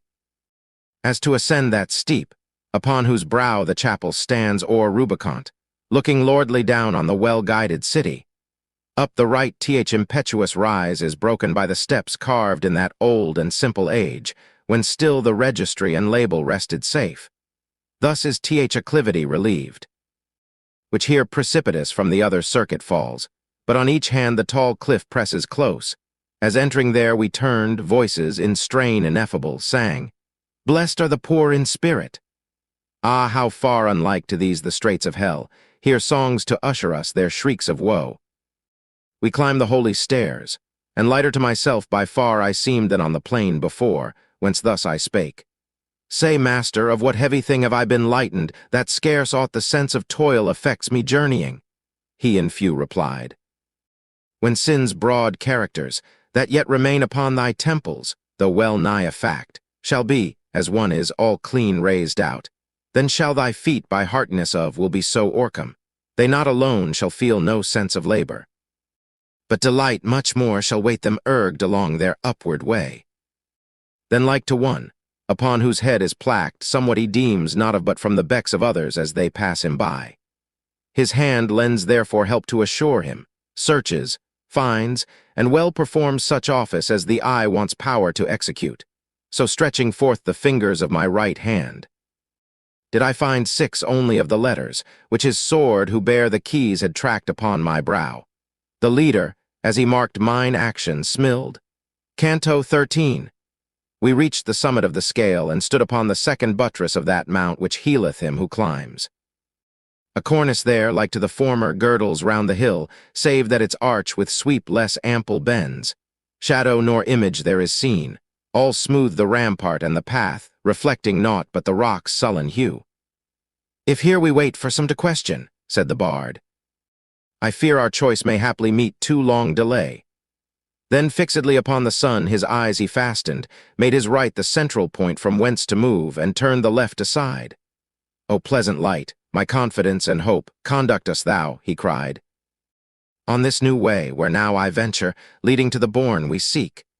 The universal world to thee owes warmth and luster. If no other cause forbid, thy beams should ever be our guide." Far as is measured for a mile on earth, in brief space had we journeyed, such prompt will impelled, and towards us flying now were heard spirits invisible, who courteously unto love's table bade the welcome guest. The voice that first flew by called forth aloud, "They have no wine." So on behind us passed, those sounds reiterating, nor yet lost in the faint distance, when another came crying, "I am Orst's," and alike winged its fleet way. "O father," I exclaimed, "what tongues are these?" And as I questioned, lo, a third exclaiming, "Love ye those have wronged you?" "This circuit," said my teacher, "knots the scourge for envy, and the cords are therefore drawn by charity's correcting hand. The curb is of a harsher sound, as thou shalt hear, if I deem rightly, ere thou reach the pass where pardon sets them free. But fix thine eyes intently through the air, and thou shalt see a multitude before thee seated, each along the shelving grot." Then more than erst I opt my eyes before me viewed, and saw shadows with garments dark as was the rock. And when we passed a little forth, I heard a crying, "Blessed Mary, pray for us, Michael and Peter, all ye saintly host." I do not think there walks on earth this day man so remorseless, that he hath not yearned with pity at the sight that next I saw. Mine eyes a load of sorrow teemed, when now I stood so near them, that their semblances came clearly to my view. Of sackcloth vile their covering seemed, and on his shoulder one did stay another, leaning, and all leaned against the cliff. And thus the blind and poor, near the confessionals to crave an alms, stand, each his head upon his fellow sunk, so most to stir compassion, not by sound of words alone, but that which moves not less, the sight of misrai. And as never beam of noonday visiteth the eyeless man, and so was heaved a niggard unto these of his fair light. For, through the orbs of all, a thread of wire, impiercing, knits them up, as for the taming of a haggard hawk. It were a wrong, methought, to pass and look on others, yet myself the while unseen. To my sage counsel therefore did I turn. He knew the meaning of the mute appeal, nor waited for my questioning, but said, "Speak, and be brief, be subtle in thy words." On that part of the cornice, whence no rim engarlands its steep fall, did Virgil come. On the other side me were the spirits, their cheeks bathing devout with penitential tears, that through the dread impalement forked away. I turned me to them, and, O shades, said I, assured that to your eyes unveiled shall shine the lofty light, sole object of your wish. So may heaven's grace clear whatsoe'er of foam floats turbid on the conscience, that thenceforth the stream of mind roll limpid from its source. As ye declare, for so shall ye impart a boon I dearly prize, if any soul of Latium dwell among ye, and perchance that soul may profit if I learn so much.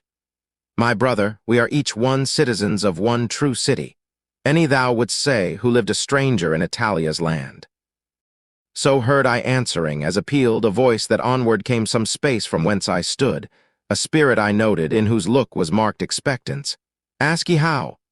The chin was raised as in one reft of sight. Spirit, said I, who for thy rise or tutoring, if thou be that which didst answer to me, or by place or name disclose thyself, that I may know thee. I was, it answered, of Siena. Here I cleanse away with these the evil life, soliciting with tears that he who is, vouchsafe him to us. Though sapia nammed in sapience I excelled not, gladder far of others' hurt, than of the good befell me. That thou mayst own, I now deceive thee not here, if my folly were not as I speak it. When now my years slopped waning down the arch, it so bechanked, my fellow citizens near call met their enemies in the field, and I prayed God to grant what he had willed. There were they vanquished, and betook themselves unto the bitter passages of flight. I marked the hunt, and waxing out of bounds in gladness, lifted up my shameless brow, and like the Merlin cheated by a gleam, cried, It is over. Heaven, I fear thee not. Upon my verge of life I wished for peace with God. Nor repentance had supplied what I did lack of duty, were it not the hermit Pyrrho, touched with charity, in his devout orisons thought on me. But who art thou that question'st of our state, who goest to my belief with lids unclosed and breathest in thy talk? Mine eyes, said I, may yet be here tanned from me, but not long, for they have not offended grievously with envious glances. But the woe beneath urges my soul with more exceeding dread. That nether load already weighs me down. She thus, Who then amongst us here aloft hath brought thee, if thou weenest to return? He, answered I, who standeth mute beside me. I live. Of me ask therefore, chosen spirit, if thou desire I yonder yet should move for thee my mortal feet. Oh, she replied, this is so strange a thing, it is great sign that God doth love thee. Therefore with thy prayer sometime assist me, and by that I crave, which most thou covetest, that if thy feet e'er tread on Tuscan soil, thou save my fame amongst my kindred.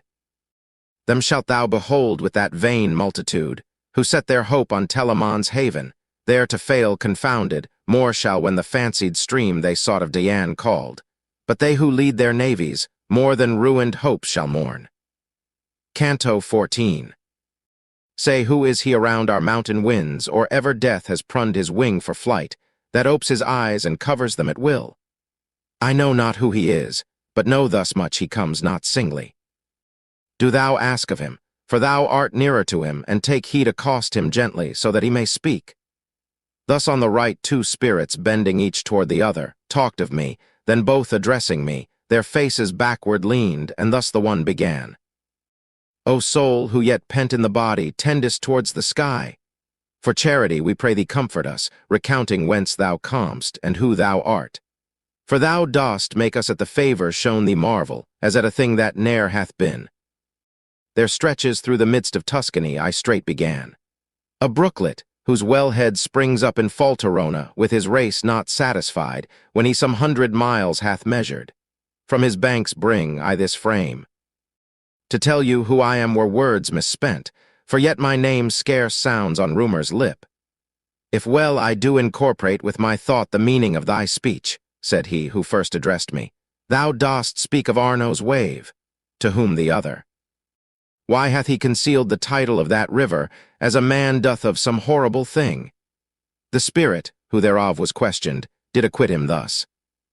I know not, but 'tis fitting well the name should perish of that vale, For from the source where teems so plenteously the alpine steep maimed of Pelorus, that doth scarcely pass beyond that limit, even to the point whereunto ocean is restored.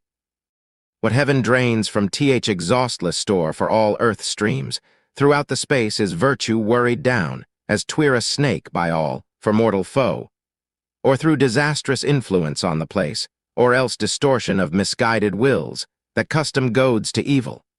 Whence in those, the dwellers in that miserable vale, nature is so transformed, it seems as they had shard of Circe's feeding. Midst brute swine, worthier of acorns than of other food created for man's use, he shapeth first his obscure way. Then, sloping onward, finds curs, snarlers more in spite than power, from whom he turns with scorn aside, still journeying down. By how much more the cursed and luckless fosse swells out to largeness, and so much it finds dogs turning into wolves. Descending still through yet more hollow eddies, next he meets a race of foxes, so replete with craft, they do not fear that skill can master it. Nor will I cease because my words are heard by other ears than thine. It shall be well for this man, if he keep in memory what from no erring spirit I reveal. Lo, I behold thy grandson that becomes a hunter of those wolves, upon the shore of the fierce stream, and cows them all with dread. Their flesh yet living sets he up to sail, then like an aged beast to slaughter dooms. Many of life he reaves, himself of worth and goodly estimation. Smeared with gore mark how he issues from the rueful wood, leaving such havoc, that in 1,000 years it spreads not to prime lustihood again. As one who tidings hears of woe to come, changes his looks perturbed, from whate'er part the peril grasp him, so beheld I change that spirit who had turned to listen, struck with sadness, soon as he had caught the word. His visage and the other's speech did raise desire in me to know the names of both, whereof with meek entreaty I inquired. The shade, who late addressed me, thus resummed. Thy wish imports that I vouchsafe to do for thy sake what thou wilt not do for mine. But since God's will is that so largely shine his grace in thee, I will be liberal too. Guido of Duca know then that I am. Envy so parched my blood, that had I seen a fellow man made joyous, thou hadst marked a livid paleness overspread my cheek. Such harvest reap I of the seed I sowed. O man, why place thy heart where there doth need exclusion of participants in good? This is Rinieri's spirit, this the boast and honor of the house of Calbali, whereof his worth no heritage remains. Nor his the only blood that hath been stripped, twixt Po, the mount, the Reno, and the shore, of all that truth or fancy asks for bliss. But in those limits such a growth has sprung of rank and venomed roots as long would mock slow culture's toil. Where is good Lizio? Where Menardi, Traversalo, and Carpigna? O bastard slips of old Romagna's line! When in Bologna the low artisan, and in Fienza yon Bernard in sprouts, a gentle scion from ignoble stem. Wonder not, Tuscan, if thou see me weep, when I recall to mind those once loved names, Guido of Prata, and of Azzo him that dwelt with you, Tignoso and his troop with Traversaro's house and Anastasio S. Each race disherited, and beside these the ladies and the knights the toils and ease, that witched us into love and courtesy, where now such malice reigns in recreant hearts. O Bretinoro, wherefore tarriest still, since forth of thee thy family hath gone, and many, hating evil, joined their steps? Well doth he, that bids his lineage cease, Bagna Cavallo, Castracaro ill, and Canio worse, who care to propagate a race of counties from such blood as theirs. Well shall he also do, Pagani, then when from amongst you tries your demon child. Not so, howe'er, that henceforth there remain true proof of what ye were. O Hugolin, thou sprung of Fantellini's line, thy name is safe, since none is looked for after thee to cloud its luster, warping from thy stock. But, Tuscan, go thy ways, for now I take far more delight in weeping than in words. Such pity for your sakes hath wrung my heart. We knew those gentle spirits at parting heard our steps. Their silence therefore of our way assured us, soon as we had quitted them, advancing onward lo. A voice that seemed like volleyed lightning when it rives the air, met us and shouted, Whosoever finds will slay me, then fled from us, as the bolt lanked sudden from a downward rushing cloud. When it had given short truce unto our hearing, behold the other with a crash as loud as the quick-following thunder. Mark in me a gloros turned to rock. I at the sound retreating drew more closely to my guide. Now in mute stillness rested all the air, and thus he spake. There was the galling bit. But your old enemy so baits his hook, he drags you eager to him. Hence nor curb avails you, nor reclaiming call. He even calls and round about you wheeling courts your gaze with everlasting beauties. Yet your eye turns with fond doting still upon the earth. Therefore he smites you who discerneth all. Canto 15.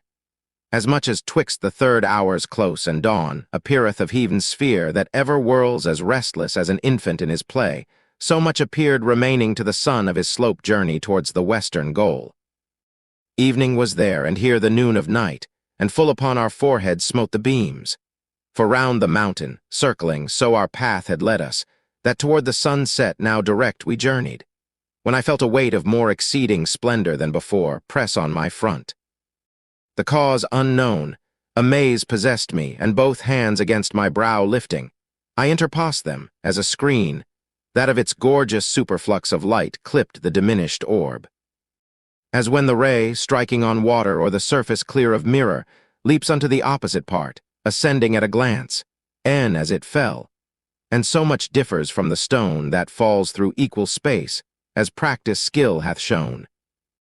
Thus with refracted light before me seemed the ground there smitten, whence in sudden haste my sight recoiled. What is this, sire beloved, gainst which I strive to shield the sight in vain, cried I, and which towards us moving seems? Marvel not if the family of heaven. He answered, Yet with dazzling radiance dim, thy sense it is a messenger who comes, inviting man's assent. Such sights ere long, not grievous, shall impart to thee delight, as thy perception is by nature wrought up to their pitch. The blessed angel, soon as we had reached him, hailed us with glad voice. Here enter on a ladder far less steep than ye have yet encountered. We forthwith ascending, heard behind us chanted sweet, Blessed the merciful, and Happy thou that conquerst. Lonely each, my guide and I pursued our upward way, and as we went, some profit from his words I hopped to win, and thus of him inquiring, framed my speech. What meant Ramagna's spirit when he spake of bliss exclusive with no partner shard? He straight replied, No wonder, since he knows what sorrow waits on his own worst defect if he chide others that they less may mourn. Because ye point your wishes at a mark, where, by communion of possessors, part is lessened, envy bloweth up the size of men. No fear of that might touch ye, if the love of higher sphere exalted your desire. For there, by how much more they call it ours, so much propriety of each in good increases more, and heightened charity wraps that fair cloister in a brighter flame. Now lack I satisfaction more, said I, than if thou hadst been silent at the first, and doubt more gathers on my laboring thought. How can it chance that good distributed, the many that possess it, makes more rich than if 'twere shard by few? He answering thus, Thy mind, reverting still to things of earth, strikes darkness from true light. The highest good unlimited, ineffable, doth so speed to love as beam to lucid body darts, giving as much of ardor as it finds. The sempiternal effluence streams abroad spreading wherever charity extends. So that the more aspirants to that bliss are multiplied, more good is there to love, and more is loved, as mirrors that reflect, each unto other, propagated light. If these my words avail not to allay thy thirsting, Beatrice thou shalt see, who of this want and of all else thou haste shall rid thee to the full. Provide but thou that from thy temples may be soon erazed, and as the two already, those 5 scars, that when they pain thee worst, then kindliest heal. Thou, I had said, content'st me, when I saw the other round was gained, and wondering eyes did keep me mute. There suddenly I seemed by an ecstatic vision rapt away, and in a temple saw, methought, a crowd of many persons, and at th entrance stood a dame whose sweet demeanor did express a mother's love, who said, Child, why haste thou dealt with us thus? Behold thy sire and I sorrowing have sought thee, and so held her peace, and straight the vision fled. A female next appeared before me, down whose visage coursed those waters, that grief forces out from one by deep resentment stung, who seemed to say, "If thou, Pisistratus, be lord indeed over this city, nammed with such debate of adverse gods, and whence each science sparkles, avenge thee of those arms, whose bold embrace hath clasped our daughter." And to fuel meseemed benign and meek, with visage undisturbed, her sovereign spake, "How shall we those requite, who wish us evil, if we thus condemn the man that loves us?" After that I saw a multitude, in fury burning, slay with stones a stripling youth, and shout amain, "Destroy, destroy." And him I saw, who bowed heavy with death unto the ground, yet made his eyes unfolded upward, gates to heave, praying forgiveness of Th Almighty Sire, amidst that cruel conflict on his foes with looks, that with compassion to their aim. Soon as my spirit, from her airy flight returning, sought again the things whose truth depends not on her shaping, I observed how she had roved to no unreal scenes meanwhile the leader, who might see I moved as one who struggles to shake off his sleep, exclaimed, "What ails thee, that thou canst not hold thy footing firm, but more than half a league haste travelled with closed eyes and tottering gait, like to a man by wine or sleep o'ercharged?" "Beloved father, so thou deign," said I, "to listen, I will tell thee what appeared before me, when so failed my sinking steps." He thus, "Not if thy countenance were masked with 100 vizards, could a thought of thine how small soever elude me. What thou saw'st was shown, that freely thou mightst ope thy heart to the waters of peace, that flow diffused from their eternal fountain. I not asked, What ails thee? For such cause as he doth, who looks only with that eye which sees no more when spiritless the body lies, but ask to give fresh vigor to thy foot. Such goads the slow and loitering need, that they be found not wanting when their hour of watch returns. So on we journeyed through the evening sky, gazing intent, far onward, as our eyes with level view could stretch against the bright vespertine ray. And lo! By slow degrees gathering, a fog made towards us, dark as night. There was no room for scaping, and that mist bereft us both of sight and the pure air. Canto 16. Hell's dunnest gloom or night unlustrous, dark of every plains reft and palled in clouds, did never spread before the sight a veil in thickness like that fog, nor to the sense so palpable and gross. Entering its shade, mine eye endured not with unclosed lids, which marking, near me drew the faithful guide, offering me his shoulder for a stay. As the blind man behind his leader walks, lest he should err, or stumble unawares on what might harm him, or perhaps destroy, I journeyed through that bitter air and foul, still listening to my escort's warning voice, "Look that from me thou part not." Straight I heard voices, and each one seemed to pray for peace, and for compassion to the Lamb of God that taketh sins away. Their prelude still was Agnus Dei, and through all the choir one voice, one measure ran, that perfect seemed the concord of their song. "Are these I hear spirits, O Master?" I exclaimed, and he, "Thou aim'st aright, these loose the bonds of wrath. Now who art thou, that through our smoke dost cleave, and speak'st of us as thou thyself and yet dividest time by calends?" So one voice bespake me, whence my master said, "Reply and ask if upward hence the passage lead.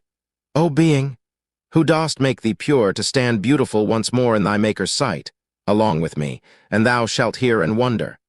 Thus I, whereto the Spirit answering spake, "Long as 'tis lawful for me, shall my steps follow on thine, and since the cloudy smoke forbids the seeing, hearing in its stead shall keep us joined." I then forthwith began, yet in my mortal swathing, I ascend to higher regions, and am hither come through the fearful agony of hell. And if so largely God hath doled his grace, that, clean beside all modern precedent, he wills me to behold his kingly state, from me conceal not who thou wast, ere death had loosed thee, but instruct me, and instruct if rightly to the pass I tend, thy words the way directing as a safe escort. I was of Lombardy and Marco called, not inexperient of the world, that worth I still affected, from which all have turned the nerveless bow aside. Thy course tends right unto the summit, and, replying thus, he added, "I beseech thee pray for me when thou shalt come aloft." And I to him, "Accept my faith for pledge I will perform what thou requirest." Yet one doubt remains, that wrings me sorely if I solve it not, singly before it urged me, doubled now by thine opinion, when I couple that with one elsewhere declared, each strengthening other. The world indeed is even so forlorn of all good as thou speak'st it, and so swarms with every evil. Yet, beseech thee, point the cause out to me that myself may see, and unto others show it. For in heaven one places it, and one on earth below. Then heaving forth a deep and audible sigh, Brother, he thus began, the world is blind, and thou in truth comest from it. Ye, who live, do so each cause refer to heaven above, and, as its motion of necessity drew with it all that moves. If this were so, free choice in you were none, nor justice would there should be joy for virtue, woe for ill. Your movements have their primal bent from heaven, not all, yet said I all. What then ensues? Light have ye still to follow evil or good, and of the will-free power, which, if it stand firm and unwearied in heaven's first essay, conquers at last, so it be cherished well, triumphant over all. To mightier force, to better nature subject, ye abide free, not constrained by that, which forms in you the reasoning mind uninfluenced of the stars. If then the present race of mankind err, seek in yourselves the cause, and find it there. Herein thou shalt confess me no false spy.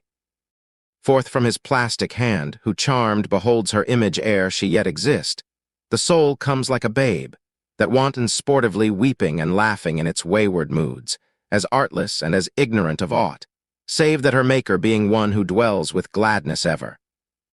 Willingly she turns to whate'er yields her joy.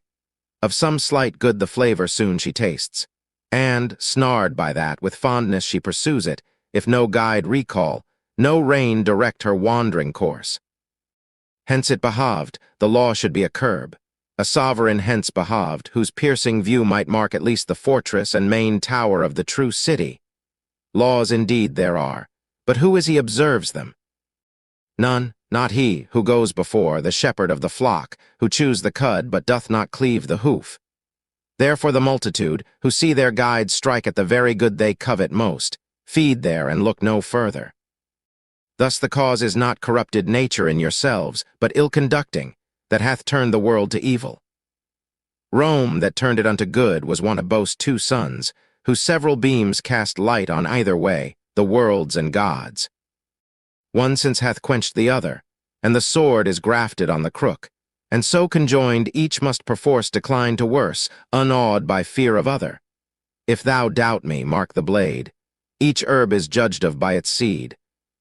That land, through which Addis and the Po their waters roll, was once the residence of courtesy and valor, ere the day that frowned on Frederick. Now secure may pass those limits, whosoe'er hath left, for shame, to talk with good men, or come near their haunts. 3 aged ones are still found there, in whom the old time chides the new. These deem it long ere God restore them to a better world.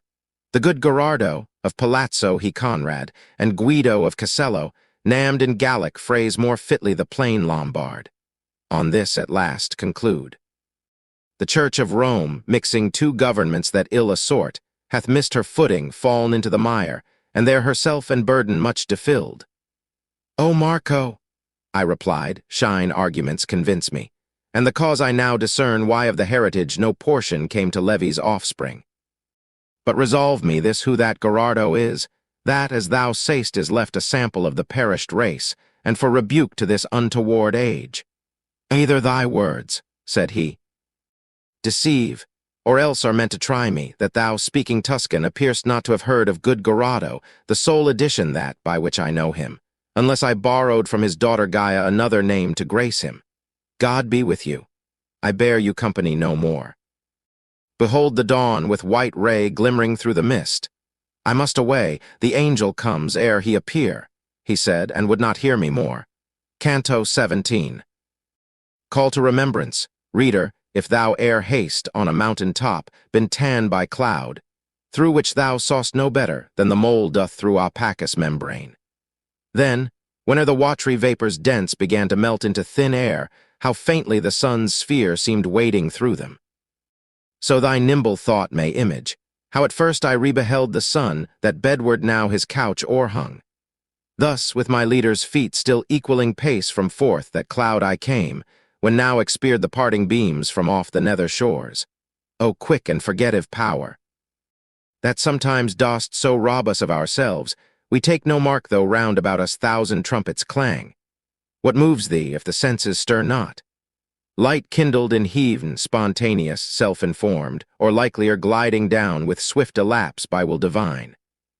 Portrayed before me came the traces of her dire impiety, whose form was changed into the bird that most delights itself in song. And here my mind was inwardly so rapt, it gave no place to aught that asked admittance from without. Next showered into my fantasy a shape as of one crucified, whose visage spake fell rancor, malice deep, wherein he died. And round him Ahasuerus the great king, Esther his bride, and Mordecai the just, blameless in word and deed. As of itself that unsubstantial coinage of the brain burst, like a bubble which the water fails that fed it. In my vision straight uprose a damsel weeping loud and cried, O Queen, O Mother, wherefore has intemperate ire driven thee to loathe thy being? Not to lose Lavinia, disprate thou haste slain thyself. Now haste thou lost me. I am she whose tears mourn, ere I fall, a mother's timeless end. And, as a sleep breaks off, if suddenly new radiance strike upon the closed lids, the broken slumber quivering ere it dies. Thus from before me sunk that imagery vanishing, soon as on my face there struck the light, outshining far our earthly beam. As round I turned me to survey what place I had arrived at. Here ye mount, exclaimed a voice that other purpose left me none, save will so eager to behold who spake, I could not choose but gaze. As for the sun, that weighs our vision down and veils his form in light transcendent, thus my virtue failed unequal. This is spirit from above, who marshals us our upward way unsought, and in his own light shrouds him. As a man doth for himself, so now is done for us. For whoso waits imploring, yet sees need of his prompt aidance, sets himself prepared for blunt denial, ere the suit be made. Refuse we not to lend a ready foot at such inviting. Haste we to ascend before it darken, for we may not then, till morn again, return. So spake my guide, and to one ladder both addressed our steps, and the first stair approaching, I perceived near me as twere the waving of a wing that fanned my face and whispered, Bless they the peacemakers, they know not evil wrath. Now to such height above our heads were raised the last beams, followed close by hooded night, that many a star on all sides through the gloom shone out. Why partest from me, O my strength? So with myself I communed, for I felt my o'ertoiled sinews slacken. We had reached the summit, and were fixed like to a bark arrived at land, and waiting a short space if aught should meet mine ear in that new round, then to my guide I turned, and said, Loved sire, declare what guilt is on this circle purged. If our feet rest, no need thy speech should pause. He thus to me, The love of good, whate'er wanted of just proportion, here fulfills. Here plies afresh the oar that loitered ill. But that thou mayst yet clearlier understand, give ear unto my words, and thou shalt cull some fruit may please thee well from this delay. Creator, nor created being, ne'er, my son, he thus began, was without love or natural or the free spirit's growth. Thou haste not that to learn. The natural still is without error, but the other swerves if on ill object bent or through excessive vigor or defect. While ere it seeks the primal blessings, or with measure due inferior, no delight that flows from it partakes of ill. But let it warp to evil, or with more ardor than behooves, or less. Pursue the good, the thing created then works gainst its maker. Hence thou must infer that love is german of each virtue in ye, and of each act no less that merits pain. Now, since it may not be, but love intend the welfare mainly of the thing it loves, all from self-hatred are secure. And since no being can be thought to exist apart and independent of the first, a bar of equal force restrains from hating that. Grant the distinction just, and it remains the evil must be another's, which is loved. 3 ways such love is gendered in your clay. There is who hopes, his neighbor's worth depressed, preeminence himself, and coverts hence for his own greatness that another fall. There is who so much fears the loss of power, fame, favor, glory, should his fellow mount above him. and so sickens at the thought, he loves their opposite. And there is he, whom wrong or insult seems to gall and shame, that he doth thirst for vengeance, and such needs must dote on others' evil. Here beneath this threefold love is mourned. Of th other sort be now instructed, that which follows good but with disordered and irregular course. All indistinctly apprehend a bliss on which the soul may rest. The hearts of all yearn after it, and to that wished born all therefore strive to tend. If ye behold or seek it with a love remiss and lax, this cornice after just repenting lays its penal torment on ye. Other good there is, where man finds not his happiness. It is not true fruition, not that blessed essence of every good the branch and root. The love too lavishly bestowed on this, along 3 circles over us, is mourned. Account of that division tripartite expect not, fitter for thine own research. Canto 18. The teacher ended, and his high discourse concluding, earnest in my looks inquired if I appeared content. And I, whom still unsated thirst to hear him urged, was mute outwardly. Yet inwardly I said, perchance my too much questioning offends, but he, true father, marked the secret wish by diffidence restrained, and speaking, gave me boldness thus to speak. Master, my sight gathers so lively virtue from thy beams, that all thy words convey distinct is seen. Wherefore I pray thee, Father, whom this heart holds dearest, thou wouldst deign by proof unfold that love, from which as from their source thou bringst all good deeds and their opposite. He then, to what I now disclose be thy clear ken directed, and thou plainly shalt behold how much those blind have erred, who make themselves the guides of men. The soul, created apt to love, moves versatile which way so or aught pleasing prompts her, soon as she is whacked by pleasure into act.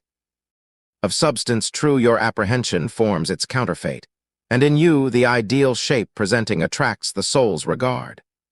If she, thus drawn, incline toward it, love is that inclining, and a new nature knit by pleasure in ye. Then as the fire points up, and mounting seeks his birthplace and his lasting seat, and thus enters the captive soul into desire, which is a spiritual motion that ne'er rests before enjoyment of the thing it loves. Enough to show thee how the truth from those is hidden who aver all love a thing praiseworthy in itself, although perhaps its substance seems still good. Yet if the wax be good, it follows not th impression must. What love is, I returned, thy words, O guide, and my own docile mind reveal. Yet thence new doubts have sprung, for from without if love be offered to us, and the spirit knows no other footing, tend she right or wrong, is no desert of hers.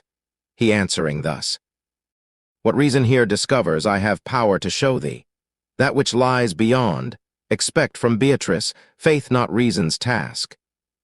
Spirit, substantial form, with matter joined not in confusion mixed, hath in itself specific virtue of that union born, which is not felt except at work, nor proved but through effect, as vegetable life by the green leaf. From whence his intellect deduced its primal notices of things, man therefore knows not, or his appetites their first affections, such in you, as zeal in bees to gather honey, at the first volition, meriting nor blame nor praise. But o'er each lower faculty supreme, that as she list are summoned to her bar, ye have that virtue in you, whose just voice uttereth counsel, and whose word should keep the threshold of assent. Here is the source, whence cause of merit in you is derived, and as the affections good or ill she takes or severs, winnowed as the chaff. Those men who reasoning went to depth profoundest, marked that innate freedom, and were thence induct to leave their moral teaching to the world. Grant, then, that from necessity arise all love that glows within you. To dismiss or harbor it, the power is in yourselves. Remember, Beatrice, in her style, denominates free choice by eminence the noble virtue, if in talk with thee she touch upon that theme. The moon, well nigh to midnight hour belated, made the stars appear to wink and fade, and her broad disk seemed like a crag on fire, as up the vault that course she journeyed, which the sun then warms when they of Rome behold him at his set, betwixt Sardinia and the Corsic Isle. And now the weight that hung upon my thought was lightened by the aid of that clear spirit, who raiseth Andes above Mantua's name. I therefore, when my questions had obtained solution plain and ample, stood as one musing in dreary slumber, but not long slumbered, for suddenly a multitude, the steep already turning from behind, rushed on. With fury and like random rout, as echoing on their shores at midnight heard Ismenus and Asopus, for his Thebes if Bacchus' help were needed. So came these tumultuous, curving each his rapid step, by eagerness impelled of holy love. Soon they o'ertook us, with such swiftness moved the mighty crowd. Two spirits at their head cried, weeping. Blessed Mary sought with haste the hilly region. Caesar to subdue Ilerda darted in Marseille his sting and flew to Spain. "Oh, tarry not, away," the others shouted. "Let not time be lost through slackness of affection. Hearty zeal to serve reanimates celestial grace. O ye, in whom intenser fervency haply supplies, where lukewarm erst ye failed, slow or neglectful, to absolve your part of good and virtuous, this man who yet lives, credit my tale though strange, desires tea ascend, so morning rise to light us. Therefore say which hand leads nearest to the rifted rock. So spake my guide, to whom a shade returned. Come after us, and thou shalt find the cleft. We may not linger, such resistless will speeds our unwearied course. Vouchsafe us then thy pardon, if our duty seem to thee discourteous rudeness. In Verona I was abbot of San Zeno, when the hand of Barbarossa grasped imperial sway, that name, ne'er uttered without tears in Milan. And there is he, hath one foot in his grave, who for that monastery ere long shall weep, ruing his power misust. For that his son, of body ill compact, and worse in mind, and born in evil, he hath set in place of its true pastor. Whether more he spake, or here was mute, I know not. He had sped and now so far beyond us. Yet thus much I heard, and in remembrance treasured it. He then, who never failed me at my need, cried, Hither turn! Lo! Two with sharp remorse chiding their sin. In rear of all the troop these shouted. First they died, to whom the sea opened, or ever Jordan saw his heirs. And they, who with Aeneas to the end endured not suffering, for their portion chose life without glory. Soon as they had fled past reach of sight, new thought within me rose by others followed fast, and each unlike its fellow. Till led on from thought to thought, and pleasured with the fleeting train, mine eye was closed and meditation changed to dream. Canto 19. It was the hour, when of diurnal heat no reliques chafe the cold beams of the moon, or powered by earth or planetary sway of Saturn. And the geomancer sees his greater fortune up the east ascend, where gray dawn checkers first the shadowy cone, when for me in my dream a woman's shape there came. With lips that stammered, eyes aslant, distorted feet, hands maimed, and color pale. I looked upon her, and as sunshine cheers limbs numbed by nightly cold, and thus my look unloosed her tongue, next in brief space her form decrepit raised erect, and faded face with love's own hue illumined. Recovering speech, she forthwith warbling such a strain began, that I, how loth sower, could scarce have held attention from the song. I, thus she sang, I am the siren she, whom mariners on the wide sea are wildered when they hear, such fullness of delight the listener feels. I from his coarse Ulysses by my lay enchanted drew. Woer frequents me once part seldom, so I charm him, and his heart contented knows no void. Or ere her mouth was closed, to shame her at her side appeared a dame of semblance holy. With stern voice she uttered, Say, O Virgil, who is this? Which hearing he approached, with eyes still bent toward that goodly presence. Others seized her, and, her robes tearing, opened her before, and showed the belly to me, whence a smell, exhaling loathsome, whacked me. Round I turned mine eyes, and thus the teacher.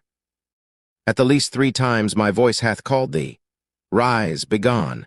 Let us the opening find where thou mayst pass. I straightway rose. Now day, poured down from high, filled all the circuits of the sacred mount, and, as we journeyed, on our shoulders smote the early ray. I followed, stooping low my forehead as a man, o'ercharged with thought, who bends him to the likeness of an arch that midway spans the flood. When thus I heard, Come, enter here, in tones so soft and mild as never met the ear on mortal strand. With swan-like wings dispread and pointing up, who thus had spoken marshaled us along, where each side of the solid masonry the sloping walls retiered. then moved his plumes and fanning us, affirmed that those who mourn are blessed, for that comfort shall be theirs. What aileth thee, that still thou look'st to earth? Began my leader, while angelic shape a little over us his station took. New vision, I replied, hath raised in me 8 ermising, strange, and anxious doubts, whereon my sole intent allows no other thought or room or entrance. Hast thou seen, said he, that old enchantress her, whose wiles alone the spirits o'er us weep for? Hast thou seen how man may free him of her bonds? Enough. Let thy heels spurn the earth, and thy raised ken fix on the lure which heaven's eternal king whirls in the rolling spheres. As on his feet the falcon first looks down, then to the sky turns, and forth stretches eager for the food that woos him thither. So the call I heard, so onward, far as the dividing rock gave way, I journeyed till the plain was reached. On the 5th circle, when I stood at large, a race appeared before me, on the ground all downward lying prone and weeping sore. My soul hath cleaved to the dust, I heard with sighs so deep, they well nigh choked the words. O ye elect of God, whose penal woes both hope and justice mitigate, direct towards the steep rising our uncertain way. If ye approach secure from this our doom, prostration, and would urge your course with speed, see that ye still to rightward keep the brink. So them the bard besought, and such the words, beyond us some short space in answer came. I noted what remained yet hidden from them. Thence to my liege's eyes mine eyes I bent, and he, forthwith interpreting their suit, beckoned his glad assent. Free then to act, as pleased me, I drew near and took my stand o'er that shade, whose words I late had marked. And, Spirit, I said, in whom repentant tears mature that blessed hour, when thou with God shalt find acceptance, for a while suspend for me that mightier care. Say who thou wast, why thus ye grovel on your bellies prone, and if in aught ye wish my service there, whence living I am come. He answering spake, the cause why heav'n our back toward his cope reverses, shalt thou know. But me know first the successor of Peter, and the name and title of my lineage from that stream, that twixt Chiavery and Seastree draws his limpid waters through the lowly glen. A month and little more by proof I learnt, with what a weight that robe of sovereignty upon his shoulder rests, who from the mire would guard it, that each other fardel seems but feathers in the balance. Late, alas, was my conversion, but when I became Rome's pastor, I discerned at once the dream and cozenage of life, saw that the heart rested not there, and yet no prouder height lured on the climber. Wherefore, of that life no more enamored, in my bosom love of purer being kindled. For till then I was a soul in misery, alienate from God and covetous of all earthly things. Now, as thou seest, here punished for my doting, such cleansing from the taint of avarice do spirits converted need. This mount inflicts no direr penalty. And, as our eyes fastened below, nor e'er to loftier climb were lifted, thus hath justice leveled us here on the earth. As avarice quenched our love of good, without which is no working, thus here justice holds us prisoned, hand and foot chained down and bound, while heaven's just Lord shall please, so long to tarry motionless outstretched.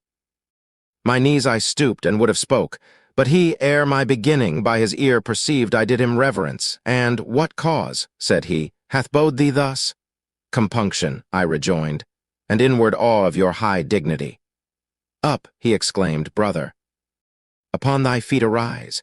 Err not. Thy fellow servant I, thine and all others, of one sovereign power.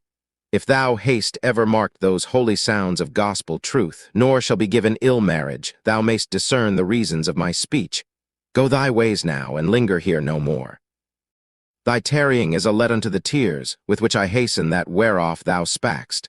I have on earth a kinswoman, her name Alighieri, worthy in herself, so ill example of our house corrupt her not, and she is all remaineth of me there. Canto 20. Ill strives the will. Gainst will more wise that strives his pleasure therefore to mine own preferred. I drew the sponge, yet thirsty, from the wave. Onward I moved. He also onward moved, who led me, coasting still, wherever place along the rock was vacant, as a man walks near the battlements on narrow wall. For those on other part, who drop by drop wring out their all-infecting malady, too closely press the verge. Accursed be thou, inveterate wolf, whose gorge engluts more prey than every beast beside, yet is not filled. So bottomless thy maw, ye spheres of heaven, to whom there are, as seems, who attribute all change in mortal state, when is the day of his appearing, for whom fate reserves to chase her hence. With wary steps and slow we passed, and I attentive to the shades, whom piteously I heard lament and wail, and, midst the wailing, one before us heard cry out, O blessed Virgin! As a dame in the sharp pangs of childbed. And how poor thou wast, it added. Witness that low roof where thou didst lay thy sacred burden down. O good Fabricius! Thou didst virtue choose with poverty before great wealth with vice. The words so pleased me, that desire to know the spirit, from whose lip they seemed to come, did draw me onward. Yet it spake the gift of Nicholas, which on the maidens he bounteous bestowed, to save their youthful prime unblemished. Spirit, who dost speak of deeds so worthy, tell me who thou was, I said, and why thou dost with single voice renew memorial of such praise. That boon vouchsafed haply shall meet reward, if I return to finish the short pilgrimage of life, still speeding to its close on restless wing. I, answered he, will tell thee, not for hell, which thence I look for, but that in thyself grace so exceeding shines before thy time of mortal dissolution. I was root of that ill plant, whose shade such poison sheds o'er all the Christian land, that seldom thence good fruit is gathered. Vengeance soon should come, had Ghent and Douai, Lille and Bruges power, and vengeance I of heaven's great judge implore. Hugh Capet was I high. From me descend the Philips and the Louis, of whom France newly is governed, born of one who plied the slaughterer's trade at Paris. When the race of ancient kings had vanished, all save one wrapped up in sable weeds, within my gripe I found the reins of empire, and such powers of new acquirement with full store of friends, that soon the widowed circlet of the crown was girt upon the temples of my son, he, from whose bones th anointed race begins, till the great dower of Provence had removed the stains that yet obscured our lowly blood. Its sway indeed was narrow, but howe'er it wrought no evil. There, with force and lies, began its rapine, after, for amends, Poitou it seized, Navarre and Gascony. To Italy came Charles, and for amends young Conradine an innocent victim slew, and sent th angelic teacher back to heaven, still for amends. I see the time at hand, that forth from France invites another Charles to make himself and kindred better known. Unarmed he issues, saving with that lance which the arch-traitor tilted with, and that he carries with so home a thrust, as rives the bowels of poor Florence. No increase of territory hence, but sin and shame shall be his guerdon, and so much the more as he more lightly deems of such foul wrong. I see the other, who a prisoner late had steps on shore, exposing to the mart his daughter, whom he bargains for, as do the corsairs for their slaves. O avarice! What canst thou more, who hast subdued our blood so wholly to thyself, they feel no care of their own flesh. To hide with direr guilt past ill and future, lo, the flower de luce enters a lagna. In his vicar Christ himself a captive, and his mockery acted again. Lo, to his holy lip the vinegar and gall once more applied, and he twixt living robbers doomed to bleed. Lo, the new Pilate, of whose cruelty such violence cannot fill the measure up, with no degree to sanction, pushes on into the temple his yet eager sails. O sovereign master, when shall I rejoice to see the vengeance which thy wrath well-pleased in secret silence broods? While daylight lasts, so long what thou didst hear of her, sole spouse of the Great Spirit, and on which thou turnedst to me for comment, is the general theme of all our prayers. But when it darkens, then a different strain we utter, then record Pygmalion, whom his gluttonous thirst of gold made traitor, robber, parricide. The woes of Midas, which his greedy wish ensued, marked for derision to all future times. And the fond Achan, how he stole the prey, that yet he seems by Joshua's ire pursued. Sapphira with her husband next we blame and praise the forefeet that with furious ramp spurned Heliodorus. All the mountain round rings with the infamy of Thracia's king who slew his Phrygian charge, and last a shout ascends. Declare, O Crassus, for thou know'st the flavor of thy gold. The voice of each now high, now low, as each his impulse prompts, is led through many a pitch acute or grave. Therefore, not singly, I Aruhile rehearsed that blessedness we tell of in the day, but near me none beside his accent raised. From him we now had parted, and essayed with utmost efforts to surmount the way when I did feel, as nodding to its fall, the mountain tremble. Whence an icy chill seized on me, as on one to death conveyed. So shook not Delos, when Latona there couched to bring forth the twin-born eyes of heaven. Forthwith from every side a shout arose so vehement that suddenly my guide drew near and cried, "Doubt not while I conduct thee." "Glory!" all shouted, such the sounds mine ear gathered from those who near me swelled the sounds. "Glory in the highest be to God." We stood immovably suspended, like to those, the shepherds who first heard in Bethlehem's field that song, till ceased the trembling and the song was ended. Then our hallowed path resumed, eyeing the prostrate shadows who renewed their customed mourning. Never in my breast did ignorance so struggle with desire of knowledge, if my memory do not err, as in that moment. Nor through haste dared I to question, nor myself could aught discern, so on I fared in thoughtfulness and dread. Canto 21. The natural thirst, ne'er quenched but from the well, whereof the woman of Samaria craved, excited, haste along the cumbered path after my guide impelled, and pity moved my bosom for the vengeful deed, though just. When lo, even as Luke relates that Christ appeared unto the two upon their way, new risen from his vaulted grave. To us a shade appeared, and after us approached, contemplating the crowd beneath its feet. We were not ware of it, so first it spake, saying, "God give you peace, my brethren." Then sudden we turned, and Virgil such salute, as fitted that kind greeting, gave and cried, "Peace in the blessed council be thy lot awarded by that righteous court, which me to everlasting banishment exiles." "How?" he exclaimed, nor from his speed meanwhile desisting. "If that ye be spirits, whom God vouchsafes not room above, who up the height has been thus far your guide." To whom the bard, "If thou observe the tokens which this man tracked by the finger of the angel bears, 'tis plain that in the kingdom of the just he needs must share. But sithence she, whose wheel spins day and night, for him not yet had drawn that yarn, which on the fatal distaff pilled, Clotho apportions to each wight that breathes, his soul, that sister is to mine and thine, not of herself could mount, for not like ours her ken. Whence I, from forth the ample gulf of hell was ta'en, to lead him, and will lead far as my lore avails. But if thou know, instruct us for what cause, the Mount Aruhile thus shook and trembled, wherefore all at once seemed shouting, even from his wave-washed foot. That questioning so tallied with my wish, the thirst did feel abatement of its edge and from expectance. He forthwith replied, "In its devotion not irregular this mount can witness, or by punctual rule unsanctioned, here from every change exempt. Other than that, which heaven in itself doth of itself receive, no influence can reach us.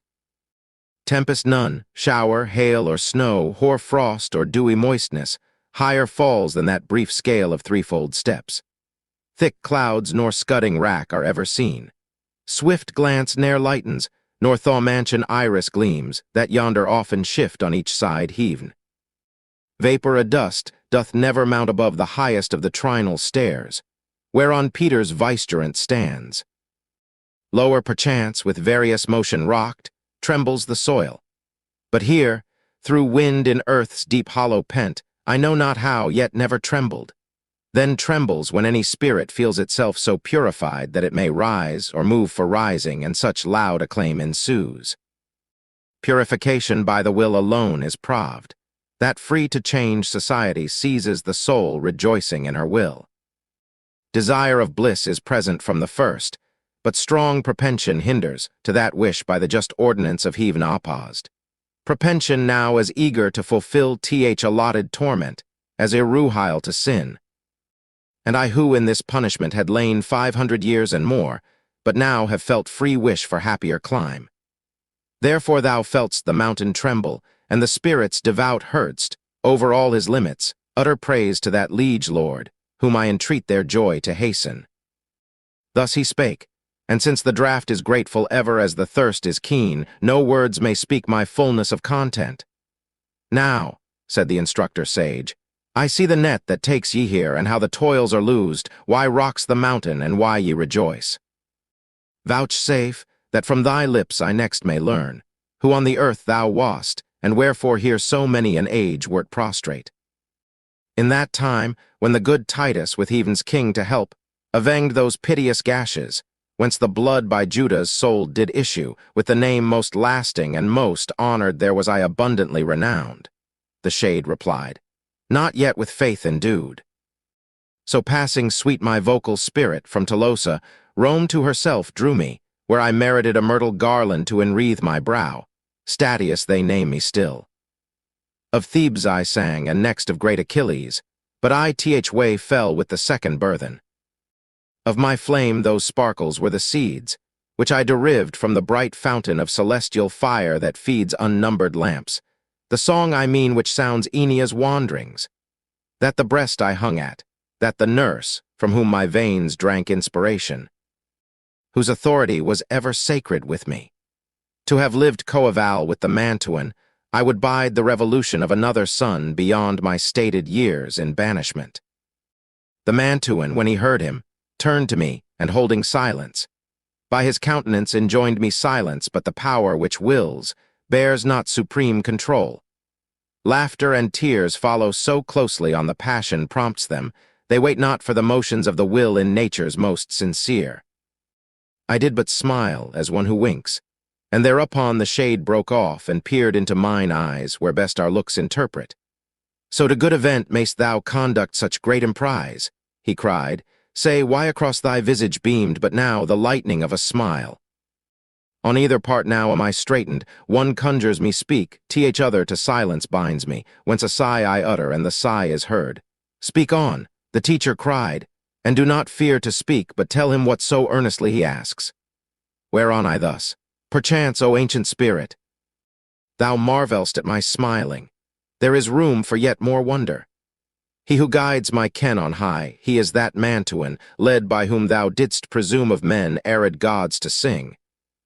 If other cause thou deemst for which I smilled, leave it as not the true one, and believe those words thou spak'st of him indeed the cause. Now down he bent to embrace my teacher's feet, but he forbade him. Brother, do it not, thou art a shadow, and behold'st a shade. He rising answered thus, Now haste, thou proved the force and ardor of the love I bear thee, when I forget we are but things of air, and as a substance treat an empty shade. Canto 22. Now we had left the angel, who had turned to the sixth circle our ascending step, one gash from off my forehead razzed, while they, whose wishes tend to justice, shouted forth, Blessed, and ended with, I thirst. And I, more nimble than along the other straits, so journeyed, that without the sense of toil, I followed upward the swift-footed shades, when Virgil thus began. Let its pure flame from virtue flow, and love can never fail to warm another's bosom, so the light shine manifestly forth. Hence from that hour, when mongst us in the purlieus of the deep, came down the spirit of Aquinum's hard, who told of thine affection, my goodwill hath been for thee of quality as strong as ever linked itself to one not seen. Therefore these stairs will now seem short to me. But tell me, and if too secure I loose the rein with a friend's license, as a friend forgive me, and speak now as with a friend, how chanked it covetous desire could find place in that bosom, midst such ample store of wisdom as thy zeal had treasured there? First somewhat moved to laughter by his words, Statius replied, Each syllable of thine is a dear pledge of love. Things oft appear that minister false matters to our doubts, when their true causes are removed from sight.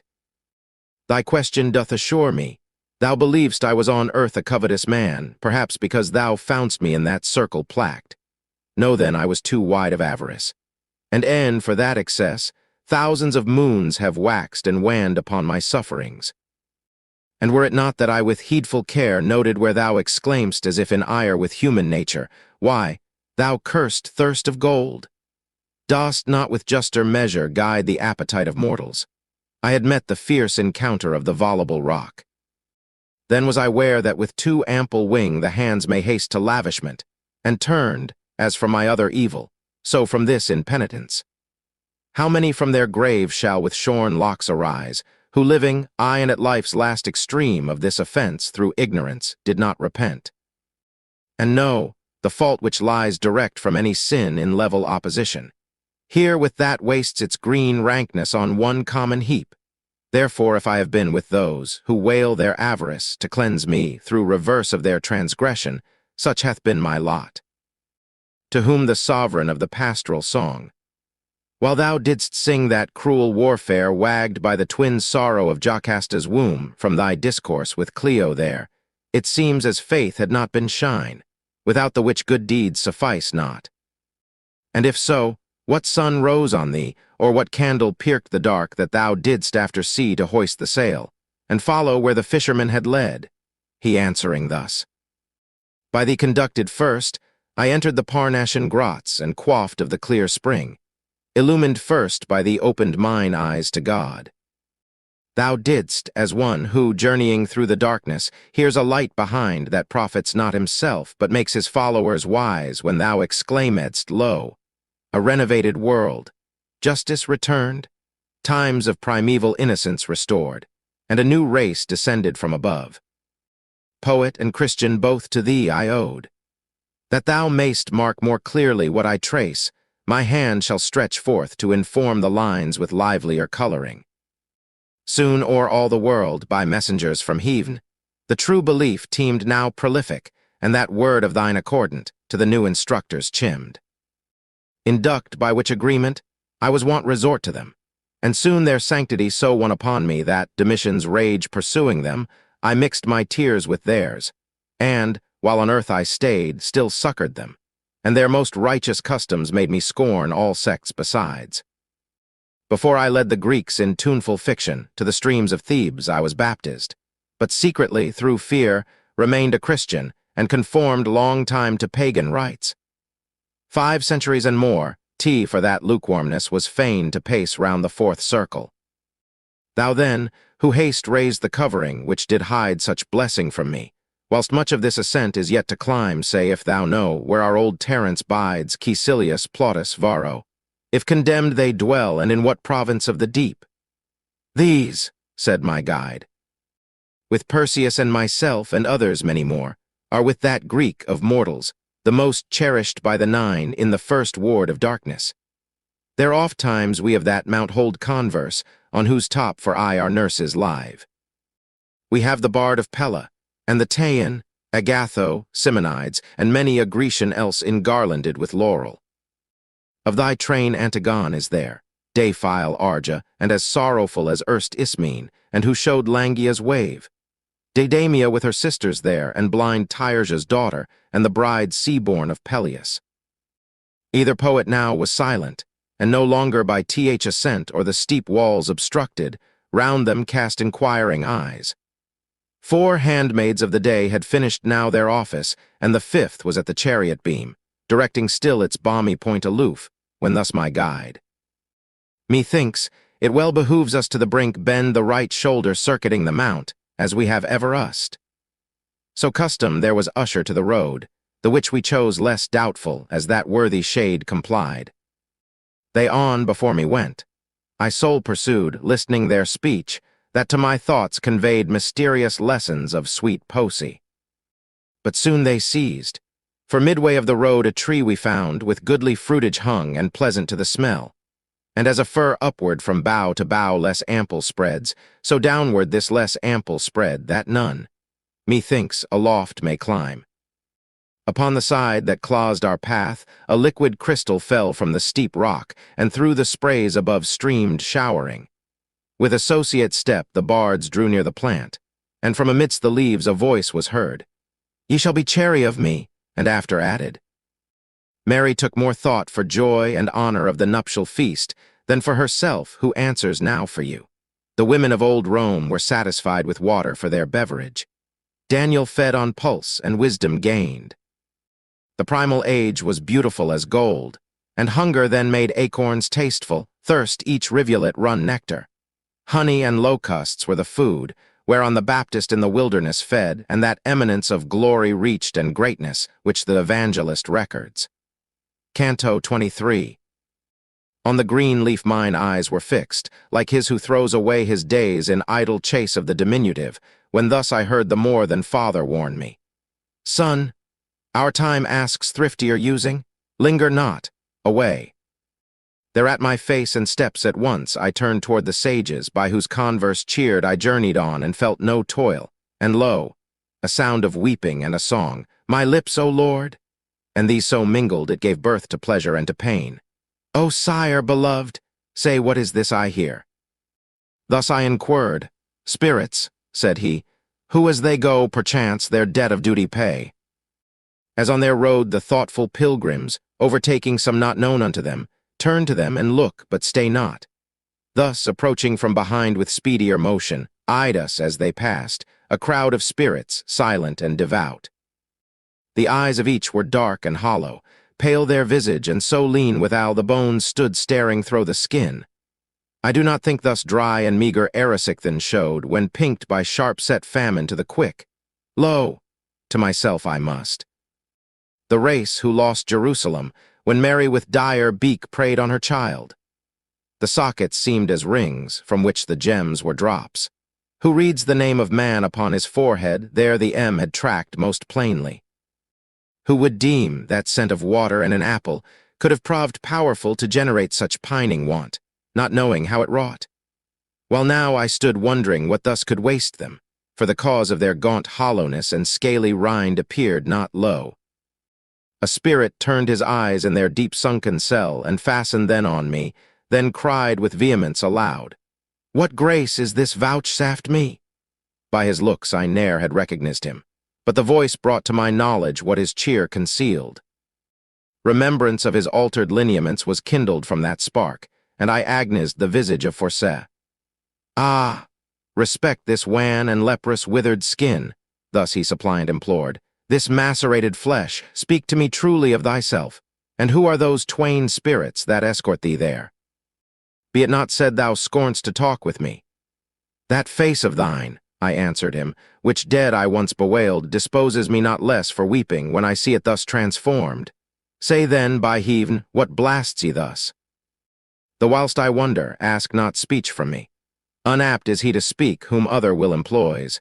He thus, The water and tea plant we passed, virtue possesses, by th eternal will infust, the which so pines me. Every spirit, whose song bewails his gluttony indulged too grossly, here in hunger and in thirst is purified. The odor which the fruit and spray that showers upon the verdure breathe inflames us with desire to feed and drink. Nor once alone encompassing our route we come to add fresh fuel to the pain. Pain, said I? Solace, rather, for that will to the tree leads us by which Christ was led to call Elias joyful when he paid our ransom from his vein. I answering thus, Forcé. From that day, in which the world for better life thou changedst, not 5 years have circled. If the power of sinning more were first concluded in thee, ere thou knew'st that kindly grief, which re-espouses us to God, how hither art thou come so soon? I thought to find thee lower there, where time is recompense for time. He straight replied, To drink up the sweet wormwood of affliction I have been brought thus early by the tears streamed down my Nella's cheeks. Her prayers devout, her sighs have drawn me from the coast, where oft expectance lingers, and have set me free from th other circles. In the sight of God so much the dearer is my widow prised, she whom I loved so fondly, as she ranks more singly eminent for virtuous deeds.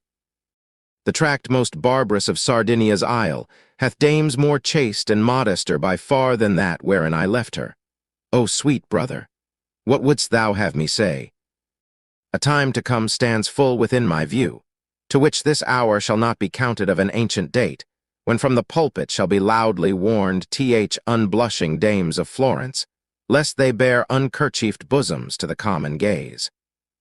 What savage women hath the world e'er seen, what Saracens, for whom there needed scourge of spiritual or other discipline, to force them walk with covering on their limbs? But did they see the shameless ones that heaven wafts on swift wing toward them, while I speak, their mouths were opt for howling. They shall taste of borrow, unless foresight cheat me here, or ere the cheek of him be clothed with down who is now rocked with lullaby asleep. Ah! Now, my brother, hide thyself no more. Thou seest how not I alone, but all gaze, where thou veilst the intercepted sun. Whence I replied, If thou recall to mind what we were once together, even yet remembrance of those days may grieve thee sore. That I forsook that life was due to him who there precedes me, some few evenings past, when she was round, who shines with sister lamp to his that glisters yonder, and I showed the sun. 'Tis he, who through profoundest night of he true dead has brought me, with this flesh as true that follows. From that gloom the aid of his sure comfort drew me on to climb, and climbing wind along this mountain steep, which rectifies in you whate'er the world made crooked and depraved. I have his word, that he will bear me company as far as till I come where Beatrice dwells, but there must leave me. Virgil is that spirit who thus hath promised, and I pointed to him. The other is that shade for whom so late your realm, as he arose, exulting, shook through every pendant cliff and rocky bound. Canto 24. Our journey was not slackened by our talk, nor yet our talk by journeying. Still we spake, and urged our travels stoutly, like a ship when the wind sits astern. The shadowy forms, that seemed things dead and dead again, drew in at their deep-delved orbs rare wonder of me, perceiving I had life, and I my words continued, and thus spake. He journeys up perhaps more tardily than else he would, for others' sake. But tell me if thou knowst, where is Picarda? Tell me if I see any of mark among this multitude who eye me thus. My sister, she for whom, twixt beautiful and good I cannot say which name was fitter, wears Anne now her crown and triumphs in Olympus. Saying this, he added, Since spare diet hath so worn our semblance out, 'tis lawful here to name each one. This, and his finger then he raised, is Buonagiuna, he of Lucca, and that face beyond him, pierced unto a leaner fineness than the rest, had keeping of the church. He was of Tours, and purges by wan abstinence away Bulsina's eels and cups of muscatel. He showed me many others, one by one, and all, as they were named, seemed well content, for no dark gesture I discerned in any. I saw through hunger Ubaldino grind his teeth on emptiness, and Boniface that waved the crozier o'er a numerous flock. I saw the Marquis, who tad time Iruhile to swill at Forley with less drought, yet so was one ne'er sated. I howe'er, like him, that gazing midst a crowd, singles out one, so singled him of Lucca, for methought was none amongst them took such note of me. Somewhat I heard him whisper of Gentucca. The sound was indistinct, and murmured there where justice that so strips them fixed her sting. Spirit, said I, it seems as thou wouldst fain speak with me. Let me hear thee. Mutual wish to converse prompts, which let us both indulge. He, answering, straight began. Woman is born, whose brow no wimple shades yet, that shall make my city please thee, blame it as they may. Go then with this forewarning. If aught false my whisper too implied, th event shall tell but say, if of a truth I see the man of that new lay th inventor, which begins with ladies, ye that con the lore of love. To whom I thus. Count of me but as one who am the scribe of love, that when he breathes, take up my pen and, as he dictates, write. Brother, said he, the hindrance which once held the notary with Gittin and myself, short of that new and sweeter style I hear, is now disclosed. I see how ye your plumes stretch, as th inditer guides them, which, no question, ours did not. He that seeks a grace beyond, sees not the distance parts one style from other. And, as contented, here he held his peace. Like as the bird, that winter near the Nile, in squared regiment direct their course, then stretch themselves in file for speedier flight. Thus all the tribe of spirits, as they turn their visage, fast or deaf, nimble alike through leanness and desire. And as a man, turred with the motion of a trotting steed, slacks pace and stays behind his company till his o'er-breathed lungs keep temperate time. And so foresay let that holy crew proceed, behind them lingering at my side and saying, When shall I again behold thee? How long my life may last, said I know not. This know, how soon soever I return, my wishes will before me have arrived, sithence the place where I am set to live is, day by day, more scooped of all its good, and dismal ruin seems to threaten it. Go now, he cried. Lo, He, whose guilt is most, passes before my vision, dragged at heels of an infuriate beast. Toward the vale, where guilt hath no redemption, on it speeds, each step increasing swiftness on the last, until a blow it strikes that leaveth him a course most vilely shattered. No long space those wheels have yet to roll. Therewith his eyes looked up to heaven. Ere thou shalt plainly see that which my words may not more plainly tell, I quit thee. Time is precious here, I lose too much, thus measuring my pace with shine. As from a troop of well-ranked chivalry one knight, more enterprising than the rest, pricks forth at gallop, eager to display his prowess in the first encounter proved, so parted he from us with lengthened strides, and left me on the way with those twain spirits, who were such mighty marshals of the world. When he beyond us had so fled, mine eyes no nearer reached him than my thought his words, the branches of another fruit, thick hung and blooming fresh, appeared. And, as our steps turned thither, not far off it rose to view. Beneath it were a multitude that raised their hands, and shouted forth I know not what unto the boughs, like greedy and fond brats that beg, and answer none obtain from him of whom they beg. But more to draw them on, he at arm's length the object of their wish above them holds aloft, and hides it not. At length, as undeceived, they went their way, and we approached the tree, who vows and tears sue to in vain the mighty tree. Pass on and come not near. Stands higher up the wood, whereof Eve tasted, and from it was ta'en this plant. Such sounds from midst the thickets came, whence I, with either barred, close to the side that rose, passed forth beyond. Remember, next we heard, those noblest creatures of the clouds, how they their twofold bosoms overgorged paused in fight to Theseus. Call to mind the Hebrews, how effeminate they stooped to ease their thirst, whence Gideon's ranks were thinned as he to Midian marched adown the hills. Thus near one border coasting, still we heard the sins of gluttony, with woe Iruhail regurdent. Then along the lonely path, once more at large, full 1,000 paces on we travelled, each contemplative and mute. Why pensive journey thus ye three alone? Thus suddenly a voice exclaimed, whereat I shook, as doth a scarred and paltry beast, then raised my head to look from whence it came. Was ne'er in furnace, glass, or metal seen so bright and glowing red as was the shape I now beheld. If ye desire to mount, he cried, here must ye turn. This way he goes, who goes in quest of peace. His countenance had dazzled me, and to my guides I fact backward like one who walks, as sound directs. As when, to harbinger the dawn, springs up on freshened wing the air of May, and breathes of fragrance, all impregned with herb and flowers. And such a wind I felt upon my front blow gently, and the moving of a wing perceived, that moving shed ambrosial smell. And then a voice.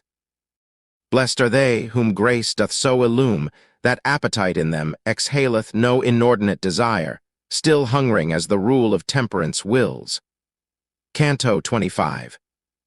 It was an hour when he who climbs had need to walk uncrippled, for the sun had now to Taurus the meridian circle left, and to the Scorpion left the night. As one that makes no pause, but presses on his road, whate'er betide him if some urgent need impel. So entered we upon our way, one before other, four but singly, none that steep and narrow scale admits to climb.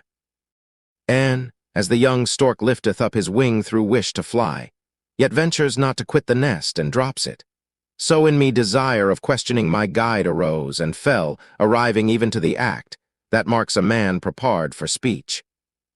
Him all our haste restrained not, but thus spake the sire beloved, fear not to speed the shaft that on thy lips stands trembling for its flight. In Currag thus I straight began, how there can leanness come where is no one of nourishment to feed? If thou, he answered, hadst remembered thee, how Meleager with the wasting brand wasted alike by equal fires consumed, this would not trouble thee.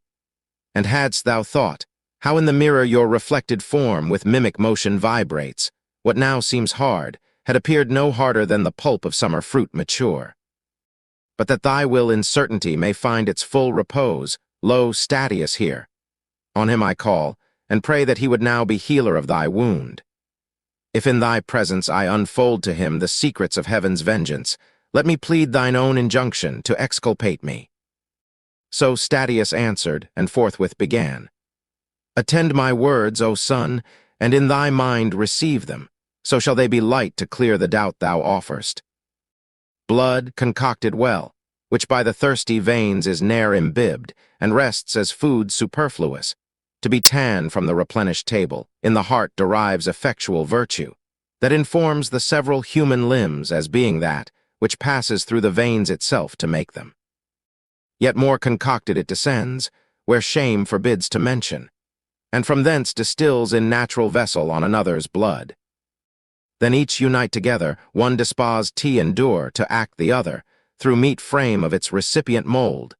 That being reached, it gins to work, coagulating first, then vivifies what its own substance coust to bear. With animation now endued, the active virtue, differing from a plant no further than that this is on the way and at its limit that, continues yet to operate, that now it moves and feels, as sea sponge clinging to the rock, and there assumes organic powers its seed conveyed. This is the period, son, at which the virtue, that from the generating heart proceeds, is pliant and expansive, for each limb is in the heart by forgeful nature planned. How babe of animal becomes, remains for thy considering. At this point, more wise than thou hast erred, making the soul disjoined from passive intellect, because he saw no organ for the latter's use assigned. Open thy bosom to the truth that comes.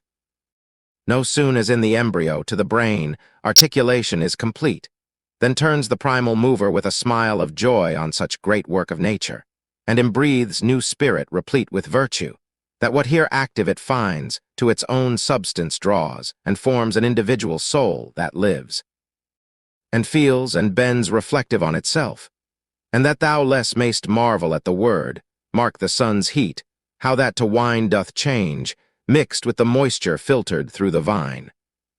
When Lachesis hath spun the thread, the soul takes with her both the human and divine, memory, intelligence, and will in act far keener than before, the other powers inactive all and mute. No pause allowed, in wondrous sort self-moving, to one strand of those, where the departed roam, she falls, here learns her destined path. Soon as the place receives her, round the plastic virtue beams, distinct as in the living limbs before. And as the air, when saturate with showers, the casual beam refracting, decks itself with many a hue, so here the ambient air weareth that form which influence of the soul imprints on it. And like the flame that where the fire moves, thither follows, so henceforth the new form on the spirit follows still. Hence hath its semblance and is shadow called, with each sense even to the sight endued.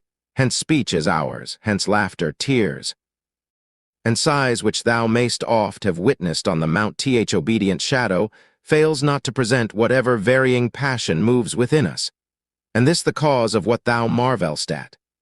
Now the last flexure of our way we reached, and to the right hand turning, other care awaits us.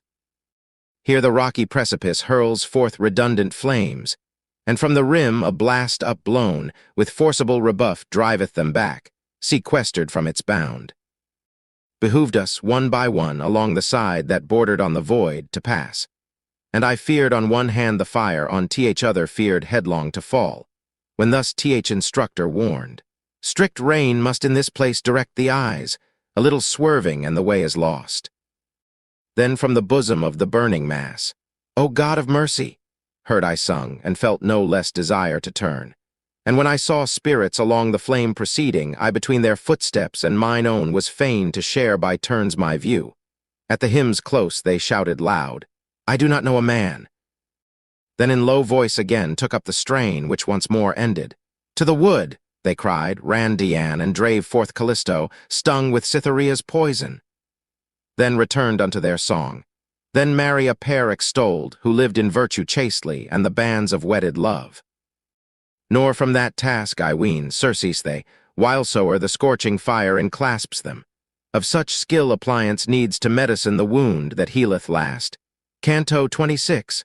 While singly thus along the rim we walked, oft the good master warned me, Look thou well. Avail it that I caution thee. The sun now all the western clime irradiate changed from azure tinct to white, and, as I passed, my passing shadow made the umbered flame burn ruddier. At so strange a sight I marked that many a spirit marveled on his way. This bred occasion first to speak of me. He seems, said they, no insubstantial frame. Then to obtain what certainty they might, stretched towards me, careful not to overpass the burning pale. O thou who followest the others, haply not more slow than they, but moved by reverence, answer me, who burn in thirst and fire. Nor I alone, but these all for thine answer do more thirst than doth Indian or Ethiop for the cooling stream. Tell us, how is it that thou mak'st thyself a wall against the sun, as thou not yet into inextricable toils of death hadst entered? Thus spake one, and I had straight declared me, if attention had not turned to new appearance. Meeting these, there came, midway the burning path, a crowd on whom earnestly gazing, from each part I view the shadows all press forward, severally each snatch a hasty kiss, and then away. And so the emmets, mid their dusky troops, peer closely one at other to spy out their mutual road perchance, and how they thrive. That friendly greeting parted, ere dispatch of the first onward step, from either tribe loud clamor rises. Those who newly come shout Sodom and Gomorrah. These, the cow Pasiphae entered, that the beast she wooed might rush unto her luxury. Then as cranes, that part towards the Riphean mountains fly, part towards the Libyc sands, these to avoid the ice, and those the sun. So hasteth off one crowd, advances each other, and resume their first song weeping and their several shout. Again drew near my side the very same, who had a ruhile besought me, and their looks marked eagerness to listen. I, who twice their will had noted, spake, O spirits secure, whene'er the time may be of peaceful end. My limbs, nor crude, nor in mature old age have I left yonder. Here they bear me, fed with blood and sinew strung. That I no more may live in blindness, hence I tend aloft. There is a dame on high, who wined for us this grace, by which my mortal through your realm I bear. But may your utmost wish soon meet such full fruition, that the orb of heaven, fullest of love and of most ample space, receive you, as ye tell upon my page henceforth to stand recorded, who ye are, and what this multitude, that at your backs have passed behind us. As one, mountain-bred, rugged and clownish, if some city's walls he chanced to enter, round him stares agape, confounded and struck dumb, and such appeared each spirit. But when rid of that amaze, not long the inmate of a noble heart, he who before had questioned, thus resummed. O blessed, who for death preparing, taxed experience of our limits in thy bark. Their crime, who not with us proceed, was that, for which, as he did triumph, Caesar heard the snout of Queen to taunt him. Hence their cry of Sodom, as they parted, to rebuke themselves, and aid the burning by their shame. Our sinning was hermaphrodite. But we, because the law of humankind we broke, following like beasts our vile concupiscence, hence parting from them, to our own disgrace record the name of her by whom the beast in bestial tire was acted. Now our deeds thou know'st, and how we sinned.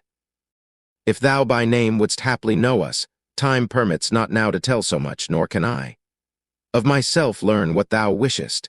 Ginicelli I, who having truly sorrowed ere my last, already cleanse me. With such pious joy as the two sons upon their mother gazed from sad Lycurgus rescued. Such my joy, save that I more repressed it, when I heard from his own lips the name of him pronounced, who was a father to me, and to those my betters, who have ever used the sweet and pleasant rhymes of love. So naught I heard nor spake, but long time thoughtfully I went, gazing on him, and, only for the fire, approached not nearer. When my eyes were fed by looking on him with such solemn pledge as forces credence, I devoted me unto his service wholly. In reply he thus bespake me. What from thee I hear is graved so deeply on my mind, the waves of Lethe shall not wash it off, nor make a whit less lively. But as now thy oath has sealed the truth, declare what cause impels that love, which both thy looks and speech bewray. Those dulcet lays, I answered, which, as long as of our tongue the beauty does not fade, shall make us love the very ink that tracked them. Brother, he cried, and pointed at a shade before him, there is one whose mother's speech doth owe to him a fairer ornament. He in love ditties and the tales of prose without a rival stands, and lets the fools talk on, who think the songster of Limoges o'ertops him. Rumor and the popular voice they look to more than truth, and so confirm opinion, ere by art or reason taught. Thus many of the elder time cried up Gittin, giving him the prize, till truth by strength of numbers vanquished. If thou own so ample privilege as to have gained free entrance to the cloister, whereof Christ is abbot of the college, say to him one paternoster for me, far as needs for dwellers in this world, where power to sin no longer tempts us. Haply to make way for one that followed next, when that was said, he vanished through the fire, as through the wave a fish that glances diving to the deep. I, to the spirit he had shown me, drew a little onward, and besought his name, for which my heart, I said, kept gracious room. He frankly thus began, Thy courtesy so wins on me, I have nor power nor will to hide me. I am Arnault, and with songs, sorely lamenting for my folly past, thorough this ford of fire I wade, and see the day I hope for, smiling in my view. I pray ye by the worth that guides ye up unto the summit of the scale, in time remember ye my sufferings. With such words he disappeared in the refining flame. Canto 27. Now was the sun so stationed, as when first his early radiance quivers on the heights, where streamed his Maker's blood, while Libra hangs above Hesperian Ebro, and new fires meridian flash on Ganges' yellow tide. So day was sinking, when the angel of God appeared before us. Joy was in his mien. Forth of the flame he stood upon the brink, and with a voice whose lively clearness far surpassed our human, Blessed are the pure in heart, he sang.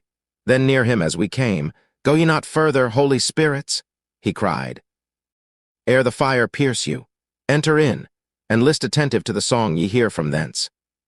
I, when I heard his saying, was as one laid in the grave.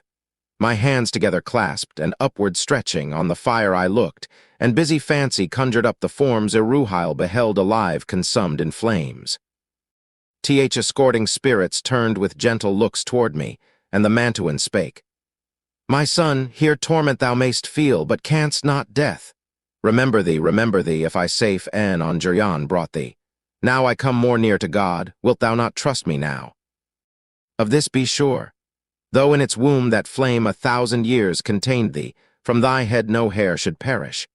If thou doubt my truth, approach, and with thy hands thy vesture's hem stretch forth, and for thyself confirm belief. Lay now all fear, O lay all fear aside. Turn hither and come onward undismayed.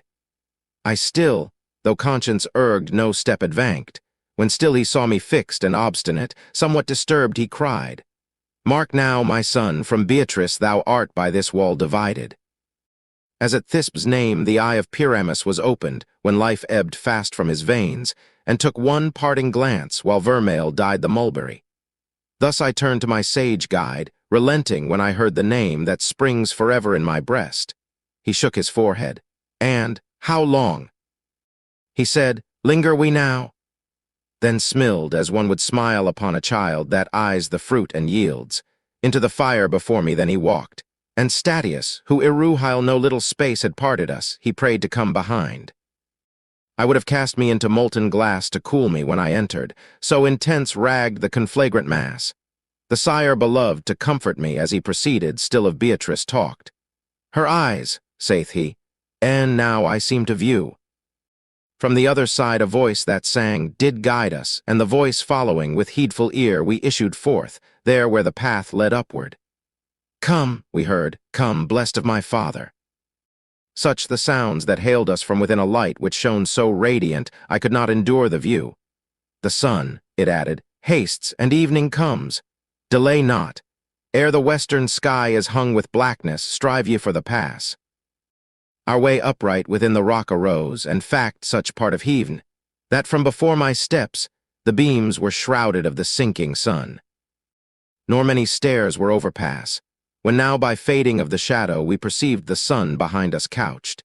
And ere one face of darkness o'er its measureless expanse involved horizon, and the night her lot held individual, each of us had made a stair his pallet, not that will, but power, had failed us, by the nature of that mount forbidden further travel.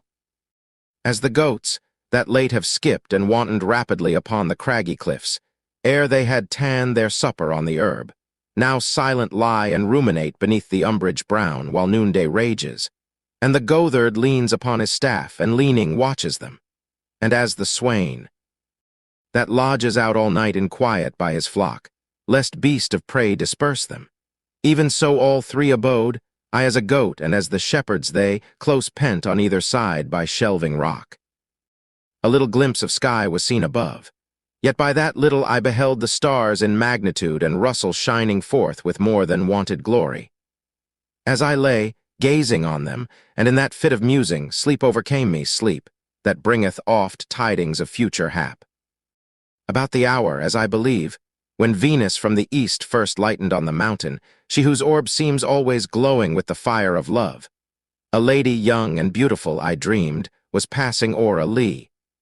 And, as she came, methought I saw her ever and anon bending to cull the flowers. And thus she sang, "Know ye, whoever of my name would ask, that I am Lee, for my brow to weave a garland these fair hands unwearied ply, to please me at the crystal mirror here I deck me.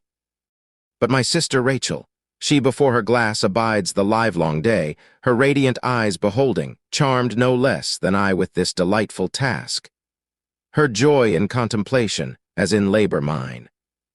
And now as glimmering dawn appeared, that breaks more welcome to the pilgrim still, as he sojourns less distant on his homeward way, darkness from all sides fled, and with it fled my slumber, whence I rose and saw my guide already risen. That delicious fruit, which through so many a branch the zealous care of mortals roams in quest of, shall this day appease thy hunger." Such the words I heard from Virgil's lip, and never greeting heard so pleasant as the sounds. Within me, straight desire so grew upon desire to mount. Thenceforward at each step I felt the wings increasing for my flight. When we had run o'er all the ladder to its topmost round, as there we stood, on me the Mantuan fixed his eyes, and thus he spake. "Both fires, my son, the temporal and eternal, thou hast seen and art arrived, where of itself my ken no further reaches. I with skill and art thus far have drawn thee, now thy pleasure take for guide. Thou hast o'ercome the steeper way, o'ercome the straighter. Lo, the sun that darts his beam upon thy forehead. Lo, the herb, the arboreta, and flowers, which of itself this land pours forth profuse, till those bright eyes with gladness come, which, weeping, made me haste to succor thee, thou mayst or seat thee down, or wander where thou wilt. Expect no more sanction of warning voice or sign from me, free of thy own arbitrament to choose, discreet, judicious. To distrust thy sense were henceforth error. I invest thee then with crown and mitre, sovereign o'er thyself." Canto 28. Through that celestial forest, whose thick shade with lively greenness the new-springing day attempered, eager now to roam, and search its limits round, forthwith I left the bank, along the champaign leisurely my way pursuing, o'er the ground that on all sides delicious odor breathed. A pleasant air that intermitted never veered, smote on my temples gently as a wind of softest influence, at which the sprays, obedient all, leaned trembling to that part where first the holy mountain casts his shade, yet were not so disordered. But that still upon their top, the feathered quiristers applied their wonted art, and with full joy welcomed those hours of prime, and warbled shrill amid the leaves, that to their jocund lays inept tenor, even as from branch to branch, along the piney forests on the shore of Chiasse, rolls the gathering melody, when Aeolus hath from his cavern loosed the dripping south. Already had my steps, though slow, so far into that ancient wood transported me, I could not ken the place where I had entered, when behold, my path was bounded by a rill, which to the left with little rippling waters bent the grass, that issued from its brink. On earth no wave how clean soe'er, that would not seem to have some mixture in itself, compared with this, transpicuous, clear. Yet darkly on it rolled, darkly beneath perpetual gloom, which ne'er admits or sun or moon light there to shine. My feet advanced not, but my wondering eyes passed onward, o'er the streamlet to survey the tender Maybloom, flushed through many a hue in prodigal variety. And there, as object, rising suddenly to view, that from our bosom every thought beside with the rare marvel chases, I beheld a lady all alone, who, singing, went and culling flower from flower, wherewith her way was all o'erpainted. Lady beautiful, thou, who, if looks that used to speak the heart are worthy of our trust, with love's own beam dost warm thee, thus to her my speech I frammed. Ah! Please thee hither towards the streamlet bend thy steps so near, that I may list thy song. Beholding thee and this fair place, methinks, I call to mind where wandered and how looked Proserpine in that season when her child the mother lost, and she the bloomy spring. As when a lady, turning in the dance, doth foot it featly, and advances scarce one step before the other to the ground. Over the yellow and vermilion flowers thus turned she at my suit, most maiden-like, veiling her sober eyes, and came so near that I distinctly caught the dulcet sound. Arriving where the limped waters now laved the green sward, her eyes she deigned to raise, that shot such splendor on me, as I ween ne'er glanced from Cytherea's, when her son had sped his keenest weapon to her heart. Upon the opposite bank, she stood and smilled through her graceful fingers shifted still the intermingling dyes, which without seed that lofty land unbosoms. By the stream 3 paces only were we sundered, yet the Hellespont, where Xerxes passed it o'er, a curb forever to the pride of man, was by Leander not more hateful held for floating, with inhospitable wave twixt Cestus and Abydos than by me that flood, because it gave no passage thence. Strangers ye come, and haply in this place, that cradled human nature in its birth, wondering, ye not without suspicion view my smiles, but that sweet strain of psalmody, thou, Lord? Haste made me glad, will give ye light, which may uncloud your minds. And thou, who standst the foremost, and didst make thy suit to me, say if aught else thou wish to hear, for I came prompt to answer every doubt of thine. She spake, and I replied, know not how to reconcile this wave and rustling sound of forest leaves, with what I late have heard of opposite report. She answering thus, I will unfold the cause whence that proceeds which makes thee wonder, and so purge the cloud that hath enwraps thee. The first good, whose joy is only in himself, created man for happiness, and gave this goodly place, his pledge and earnest of eternal peace. Favored thus highly, through his own defect he fell, and here made short sojourn. He fell and, for the bitterness of sorrow, changed laughter unblammed and ever new delight. That vapors none, exhaled from earth beneath, or from the waters, which, wherever heat attracts them, follow, might ascend thus far to vex man's peaceful state. This mountain rose so high toward the heaven, nor fears the rage 0F elements contending from that part exempted, where the gate his limit bars, because the circumambient air throughout with its first impulse circles still, unless aught interpose to cheek or thwart its course. Upon the summit, which on every side to visitation of impassive air is open, doth that motion strike, and makes beneath its sway umbrageous would resound. And in the shaken plant such power resides, that it impregnates with its efficacy the voyaging breeze, upon whose subtle plume that wafted flies abroad, and other land receiving, as 'tis worthy in itself, or in the clime that warms it, doth conceive, and from its womb produces many a tree of various virtue.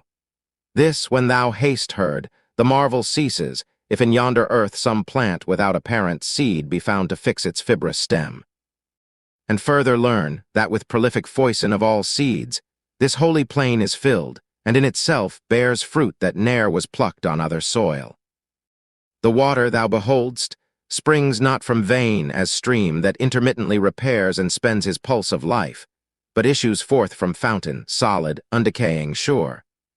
And by the will omnific, full supply feeds whatsoe'er on either side it pours. On this devolved with power to take away remembrance of offense, on that to bring remembrance back of every good deed done. From whence its name of Leth on this part, on other both of which must first be tasted ere at work, the last exceeding all flavors else. Albeit thy thirst may now be well contented if I here break off, no more revealing. Yet a corollary I freely give beside, nor deem my words less grateful to thee if they somewhat pass the stretch of promise. They, whose verse of yore the golden age recorded and its bliss on the Parnassian mountain of this place perhaps had dreamed. Here was man guiltless, here perpetual spring and every fruit, and this the far-famed nectar.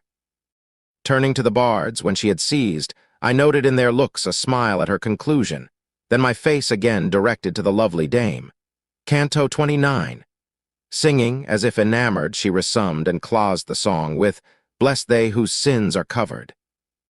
Like the wood nymphs, then, that tripped singly across the sylvan shadows, one eager to view and one to scape the sun, so moved she on against the current, up the verdant rivage. I, her mincing step observing, with as tardy step pursued. Between us not an 100 paces trod, the bank on each side bending equally gave me to face the orient. Nor our way far onward brought us, when to me at once she turned and cried, "My brother, look and hearken." And lo, a sudden luster ran across through the great forest on all parts, so bright I doubted whether lightning were abroad. But that expiring ever in the spleen, that doth unfold it, and this during still and waxing still in splendor, made me question what it might be. And a sweet melody ran through the luminous air. Then did I chide with warrantable zeal the hardihood of our first parent, for that there where earth stood in obedience to the heavens. She only woman, the creature of an hour, endured not restraint of any veil, which had she borne devoutly, joys, ineffable as these, had from the first, and long time since, been mine. While through that wilderness of primy sweets that never fade, suspense I walked, and yet expectant of beatitude more high, before us, like a blazing fire, the air under the green boughs glowed, and, for a song, distinct the sound of melody was heard. O ye thrice holy virgins! For your sakes if e'er I suffered hunger, cold, and watching, occasion calls on me to crave your bounty.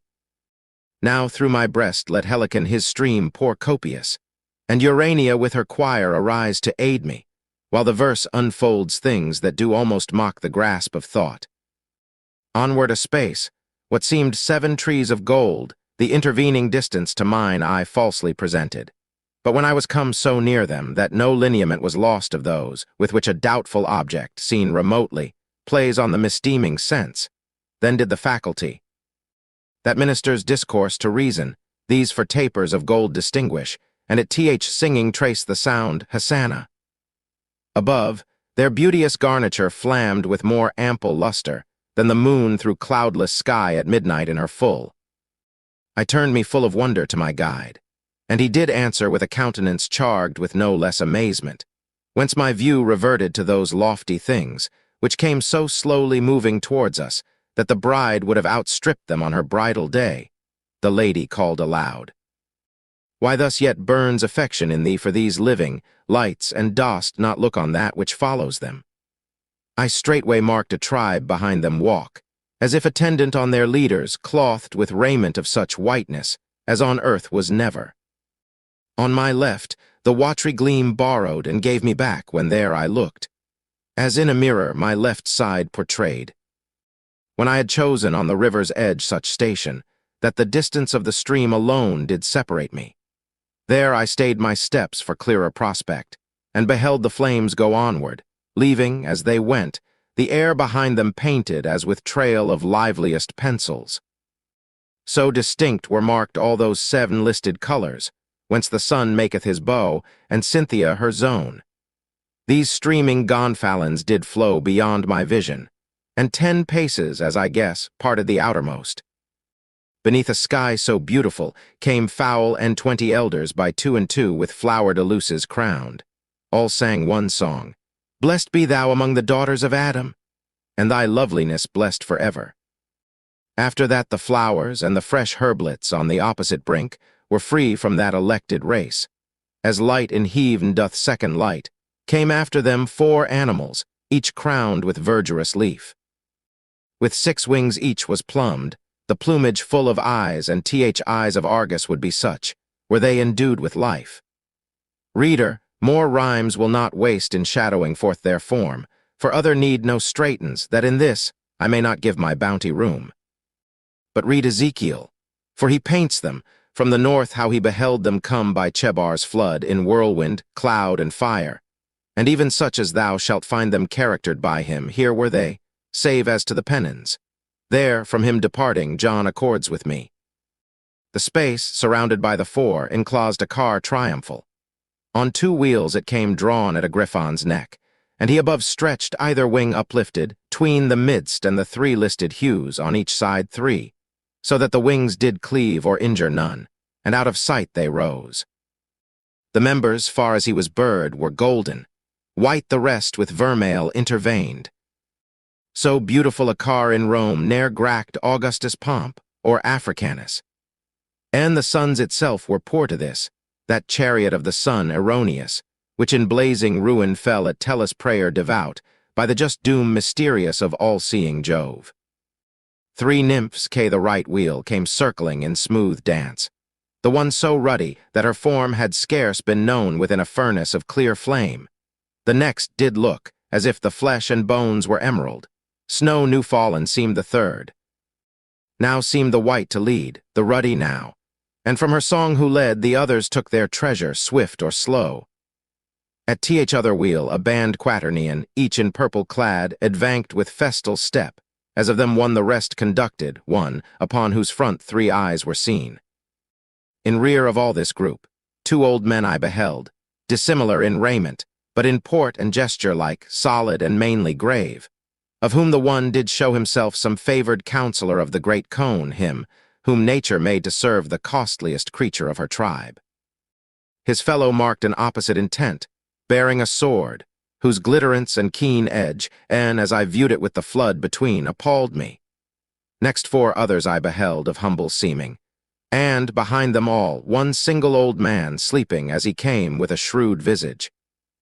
And these seven, each like the first troop were habited, hut wore no braid of lilies on their temples wreathed, rather with roses and each vermeil flower, a sight but little distant might have sworn that they were all on fire above their brow. Weena's the car was o'er against me straight. Was heard a thundering, at whose voice it seemed the chosen multitude were stayed. For there, with the first ensigns, made they solemn halt. Canto 30. Soon as the polar light, which never knows setting nor rising, nor the shadowy veil of other cloud than sin, fair ornament of the first heav'n, to duty each one there safely convoying, as that lower doth the steersman to his port, stood firmly fixed. Forthwith the saintly tribe, who in the van between the Griffon and its radiance came, did turn them to the car as to their rest, and one, as if commissioned from above, in holy chant thrice shorted forth aloud, "Come, spouse from Libanus!" And all the rest took up the song, at the last audit so the blessed shall rise, from forth his cavern each uplifting lightly his new-vested flesh, as, on the sacred litter, at the voice authoritative of that elder, sprang 100 ministers and messengers of life eternal. Bless thou, who comest, and, oh, they cried, from full hands scatter ye unwithering lilies, and, so saying, cast flowers overhead and round them on all sides. I have beheld, ere now, at break of day, the eastern clime all roseate, and the sky opposed, one deep and beautiful serene, and the sun's face so shaded, and with mists attempered at lids rising, that the eye long while endured the sight. Thus in a cloud of flowers, that from those hands angelic rose, and down, within and outside of the car, fell showering in white veil with olive wreathed.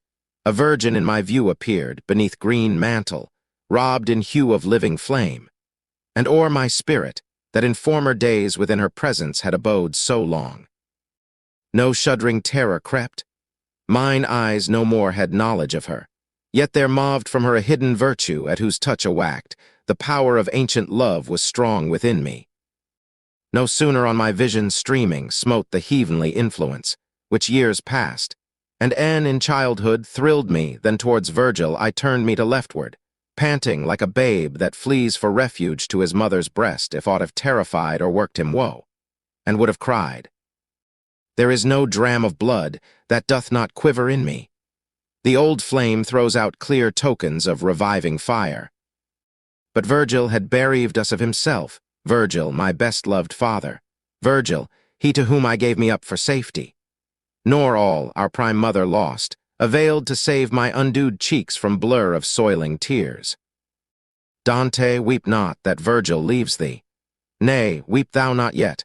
Behooves thee feel the edge of other sword, and thou shalt weep for that. As to the prow or stern, some admiral paces the deck, inspiriting his crew when mid the sail yards all hands ply aloof. Thus on the left side of the car I saw, turning me at the sound of mine own name, which here I am compelled to register, the Virgin stationed, who before appeared veiled in that festive shower angelical. Towards me across the stream she bent her eyes, though from her brow the veil descending, bound with foliage of Minerva, suffered not that I beheld her clearly. Then with act full royal, still insulting o'er her thrall, added as one, who speaking keepeth back the bitterest saying. To conclude the speech, observe me well, I am, in sooth, I am Beatrice. What? And haste thou deigned at last approach the mountain, knewest not, O man, thy happiness is whole. Down fell mine eyes on the clear fount, but there, myself espying, recoiled and sought the greensward. Such a weight of shame was on my forehead. With a mien of that stern majesty, which doth surround mother's presence to her awestruck child, she looked. A flavor of such bitterness was mingled in her pity. There her words break off, and suddenly the angels sang. In thee, O gracious Lord, my hope hath been, but went no farther then. Thou, Lord, haste set my feet in ample room. As snow, that lies amidst the living rafters on the back of Italy congealed when drifted high and closely pilled by rough Sclavonian blasts, breathe but the land whereon no shadow falls, and straightway melting it distills away, like a fire-wasted taper. Thus was I, without a sigh or tear. Or ever these did sing, that with the chiming of heav'n sphere, still in their warbling chime.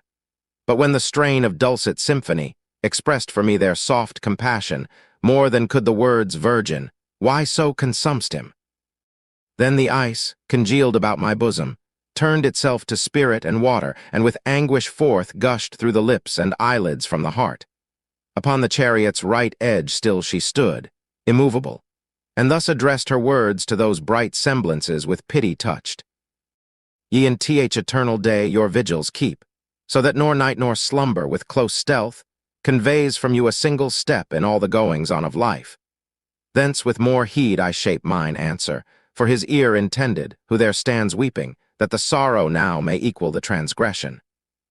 Not alone through operation of the mighty orbs, that mark each seed to some predestined aim, as with aspect or fortunate or ill the constellations meet, but through benign largesse of heavenly graces, which rain down from such a height, as mocks our vision, this man was in the freshness of his being.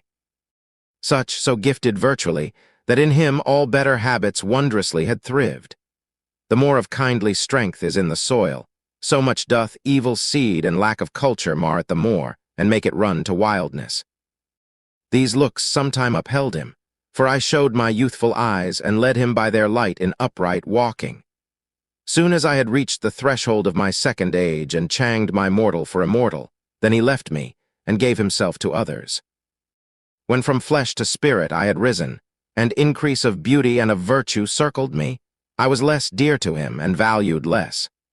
His steps were turned into deceitful ways, following false images of good that make no promise perfect. Nor availed me aught to sue for inspirations, with the which I, both in dreams of night and otherwise, did call him back. Of them so little recked him, such depth he fell, that all device was short of his preserving, save that he should view the children of perdition. To this end I visited the purlieus of the dead, and one who hath conducted him thus high received my supplications urged with weeping. It were a breaking of God's high decree if leath should be passed, and such food tasted without the cost of some repentant tear. Canto 31. O thou. Her words she thus, without delay resuming, turned their point on me, to whom they but with lateral edge seemed harsh before, say thou, who standst beyond the holy stream, if this be true. A charge so grievous needs thine own avowal. On my faculty such strange amazement hung, the voice expired imperfect, ere its organs gave it birth. A little space refraining, then she spake. What dost thou muse on? Answer me. The wave on thy remembrances of evil yet hath done no injury. A mingled sense of fear and of confusion from my lips did such a "yeah" produce, as needed help of vision to interpret. As when breaks in act to be discharged, a crossbow bent beyond its pitch, both nerve and bow o'erstretched, the flagging weapon feebly hits the mark. Thus, tears and sighs forth gushing, did I burst beneath the heavy load, and thus my voice was slackened on its way.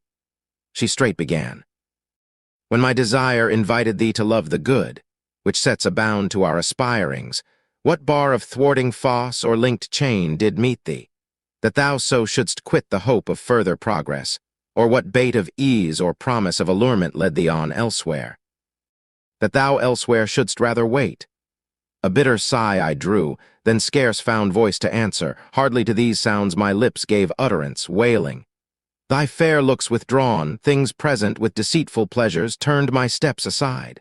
She answering spake.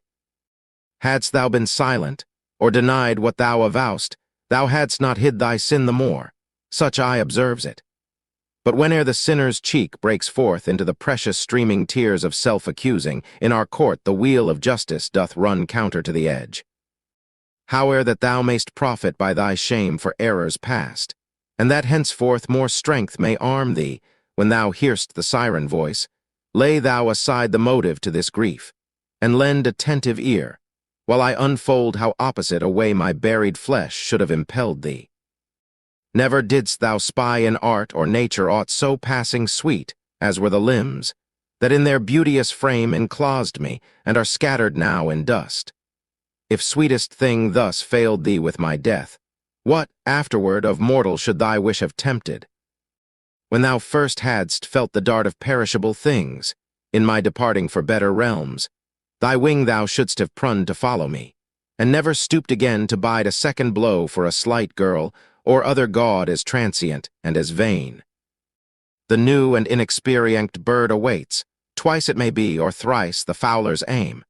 But in the sight of one whose plumes are full, in vain the net is spread, the arrow winged. I stood, as children silent and ashamed stand, listening with their eyes upon the earth, acknowledging their fault and self-condemned. And she resumed, If but to hear thus pains thee, raise thou thy beard, and lo, what sight shall do? With less reluctance yields a sturdy home, rent from its fibers by a blast, that blows from off the pole, or from Ireba's land, than I at her behest my visage raised. And thus the face denoting by the beard, I marked the secret sting her words conveyed. No sooner lifted I mine aspect up, than downward sunk that vision I beheld of goodly creatures vanish, and mine eyes, yet unassured and wavering, bent their light on Beatrice. Towards the animal who joins two natures in one form, she turned, and, even under shadow of her veil, and parted by the verdant rill that flowed between, in loveliness appeared as much her former self surpassing, as on earth all others she surpassed. Remorseful goads shot sudden through me. Each thing else, the more its love had late beguiled me, now the more I was loathsome. On my heart so keenly smote the bitter consciousness that on the ground o'erpowered I fell, and what my state was then, she knows who was the cause. When now my strength flowed back, returning outward from the heart, the lady whom alone I first had seen, I found above me.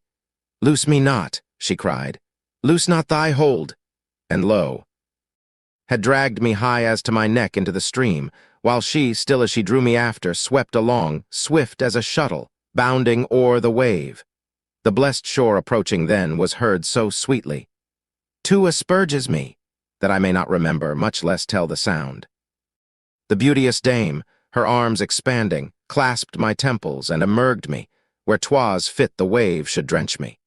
And thence raising up within the fourfold dance of lovely nymphs presented me so laved, and with their arm they each did cover me. Here are we nymphs, and in the heaven are stars. Or ever earth was visited of Beatrice, we appointed for her handmaids, tended on her. We to her eyes will lead thee, but the light of gladness that is in them, well to scan those yonder three of deeper ken than ours, thy sight shall quicken. Thus began their song, and then they led me to the Griffon's breast, while, turned toward us, Beatrice stood. Spare not thy vision. We have stationed thee before the emeralds, whence Love Iruhail hath drawn his weapons on thee. As they spake, 1,000 fervent wishes riveted mine eyes upon her beaming eyes, that stood still fixed toward the Griffon motionless. As the sun strikes a mirror, Even thus within those orbs the twofold being shone, forever varying in one figure now reflected, now another.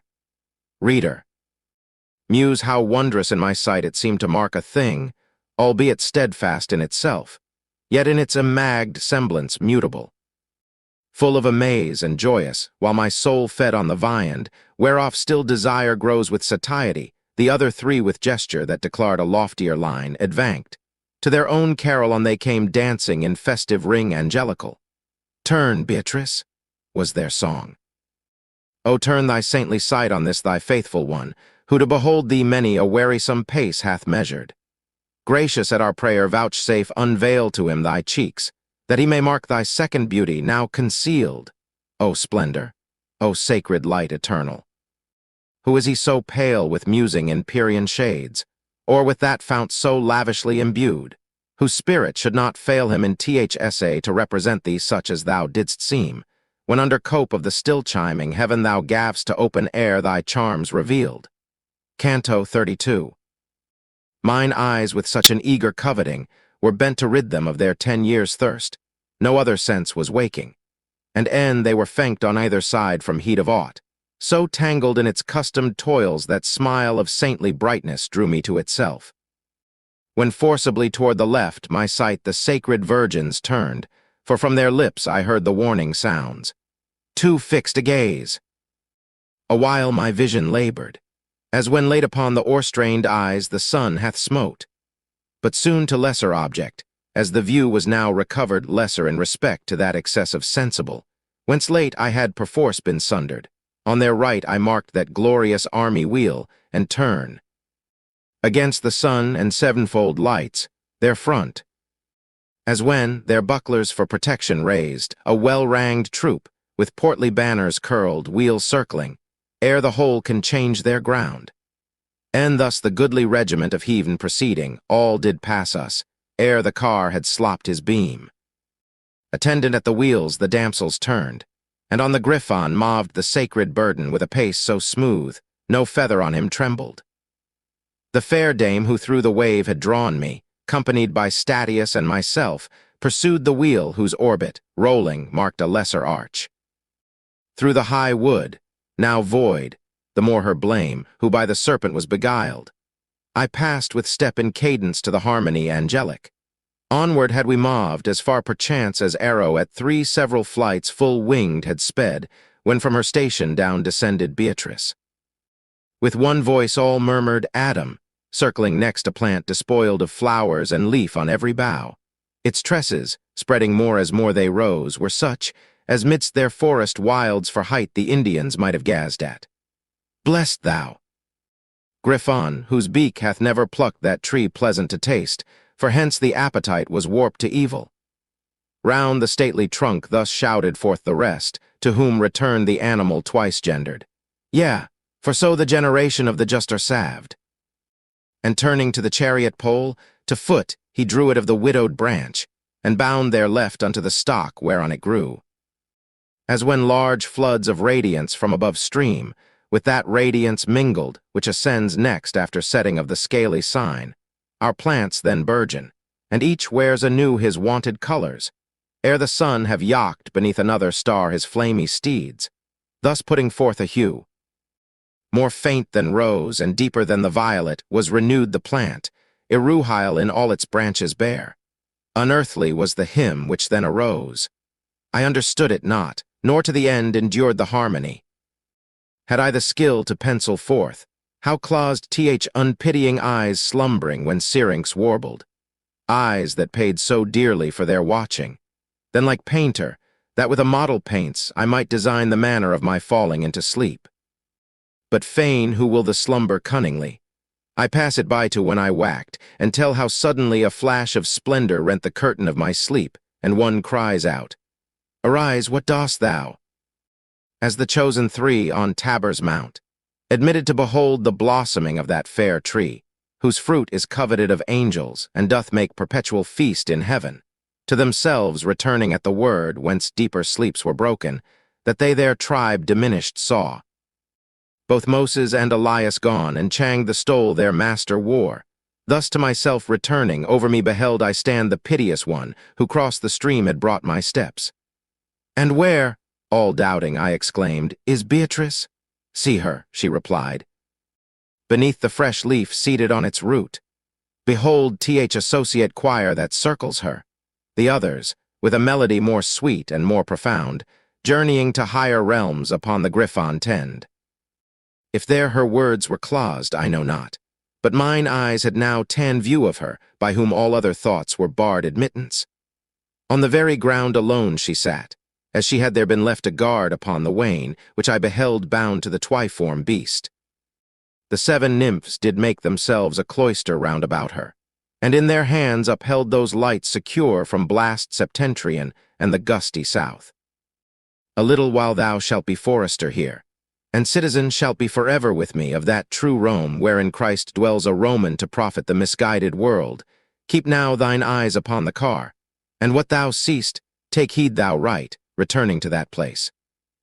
Thus Beatrice, at whose feet inclined devout at her behest my thought and eyes, I, as she bade, directed. Never fire with so swift motion, forth a stormy cloud leaped downward from the welkin's farthest bound, as I beheld the bird of Jove descending pounce on the tree, and, as he rushed, the rind disparting crush beneath him, buds much more and leaflets. On the car with all his might he struck, whence, staggering like a ship, it reeled at random driven to starboard now, Orcum, and now to larboard by the vaulting waves. Next springing up into the chariot's womb a fox I saw, with hunger seeming pinned of all good food. But, for his ugly sins the saintly maid rebuking him, away scampering he turned, fast as his hide-bound corpse would bear him. Next, from whence before he came, I saw the eagle dart into the hull OTH car and leave it with his feathers lind. And then a voice, like that which issues forth from heart with sorrow rived, did issue forth from heaven and, "O poor bark of mine," it cried, "how badly art thou freighted." Then it seemed that the earth opened between either wheel, and I beheld a dragon issue thence, that through the chariot fixed his forked train.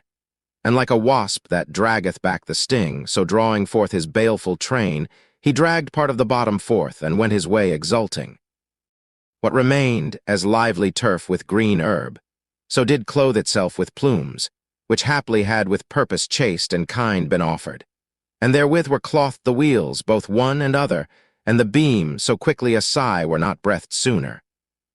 Thus transformed, the holy structure, through its several parts, did put forth heads, 3 on the beam and 1 on every side.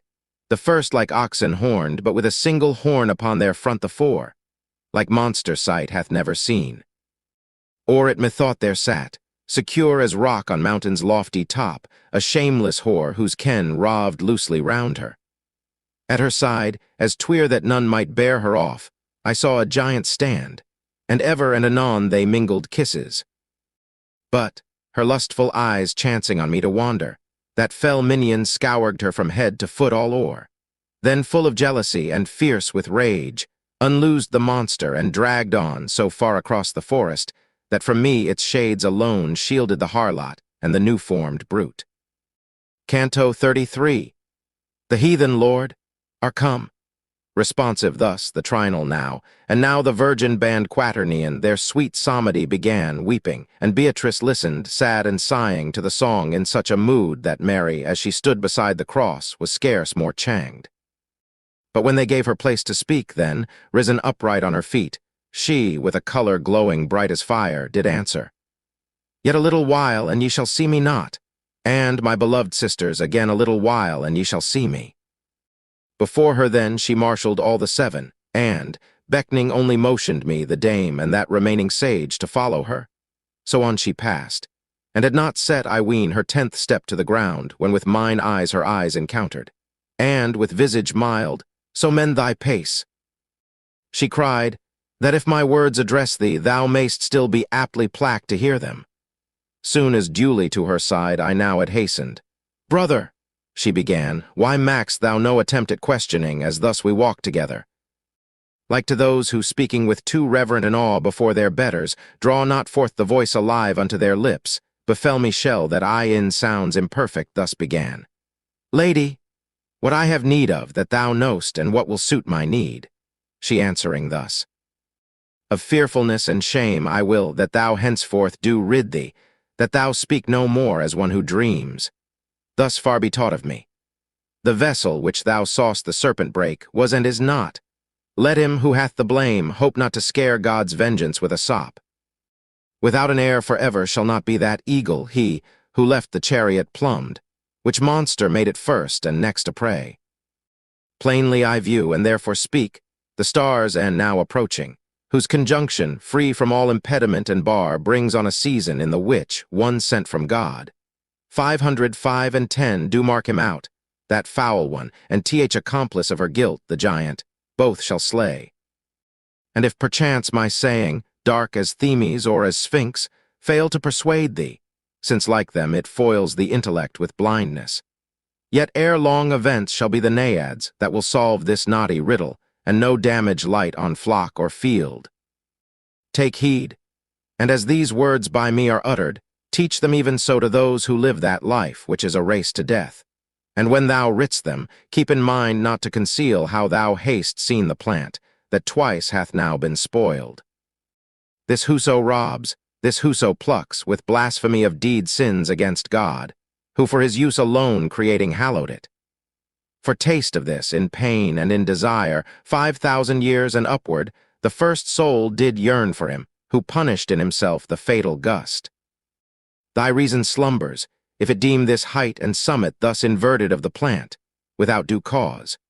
And were not vainer thoughts as Elsa's numbing waters to thy soul, and their fond pleasures had not dyed it dark as Pyramus the mulberry, thou hadst seen in such momentous circumstance alone. God's equal justice morally implied in the forbidden tree. But since I mark thee in understanding hardened into stone, and, to that hardness, spotted too and stained, so that thine eye is dazzled at my word, I will, that if not written, yet at least painted thou take it in thee for the cause, that one brings home his staff enwreathed with palm. I thus, as wax by seal that changeth not its impress, now is stamped my brain by thee, but wherefore soars thy wished-for speech so high beyond my sight, that loses it the more it strains to reach it?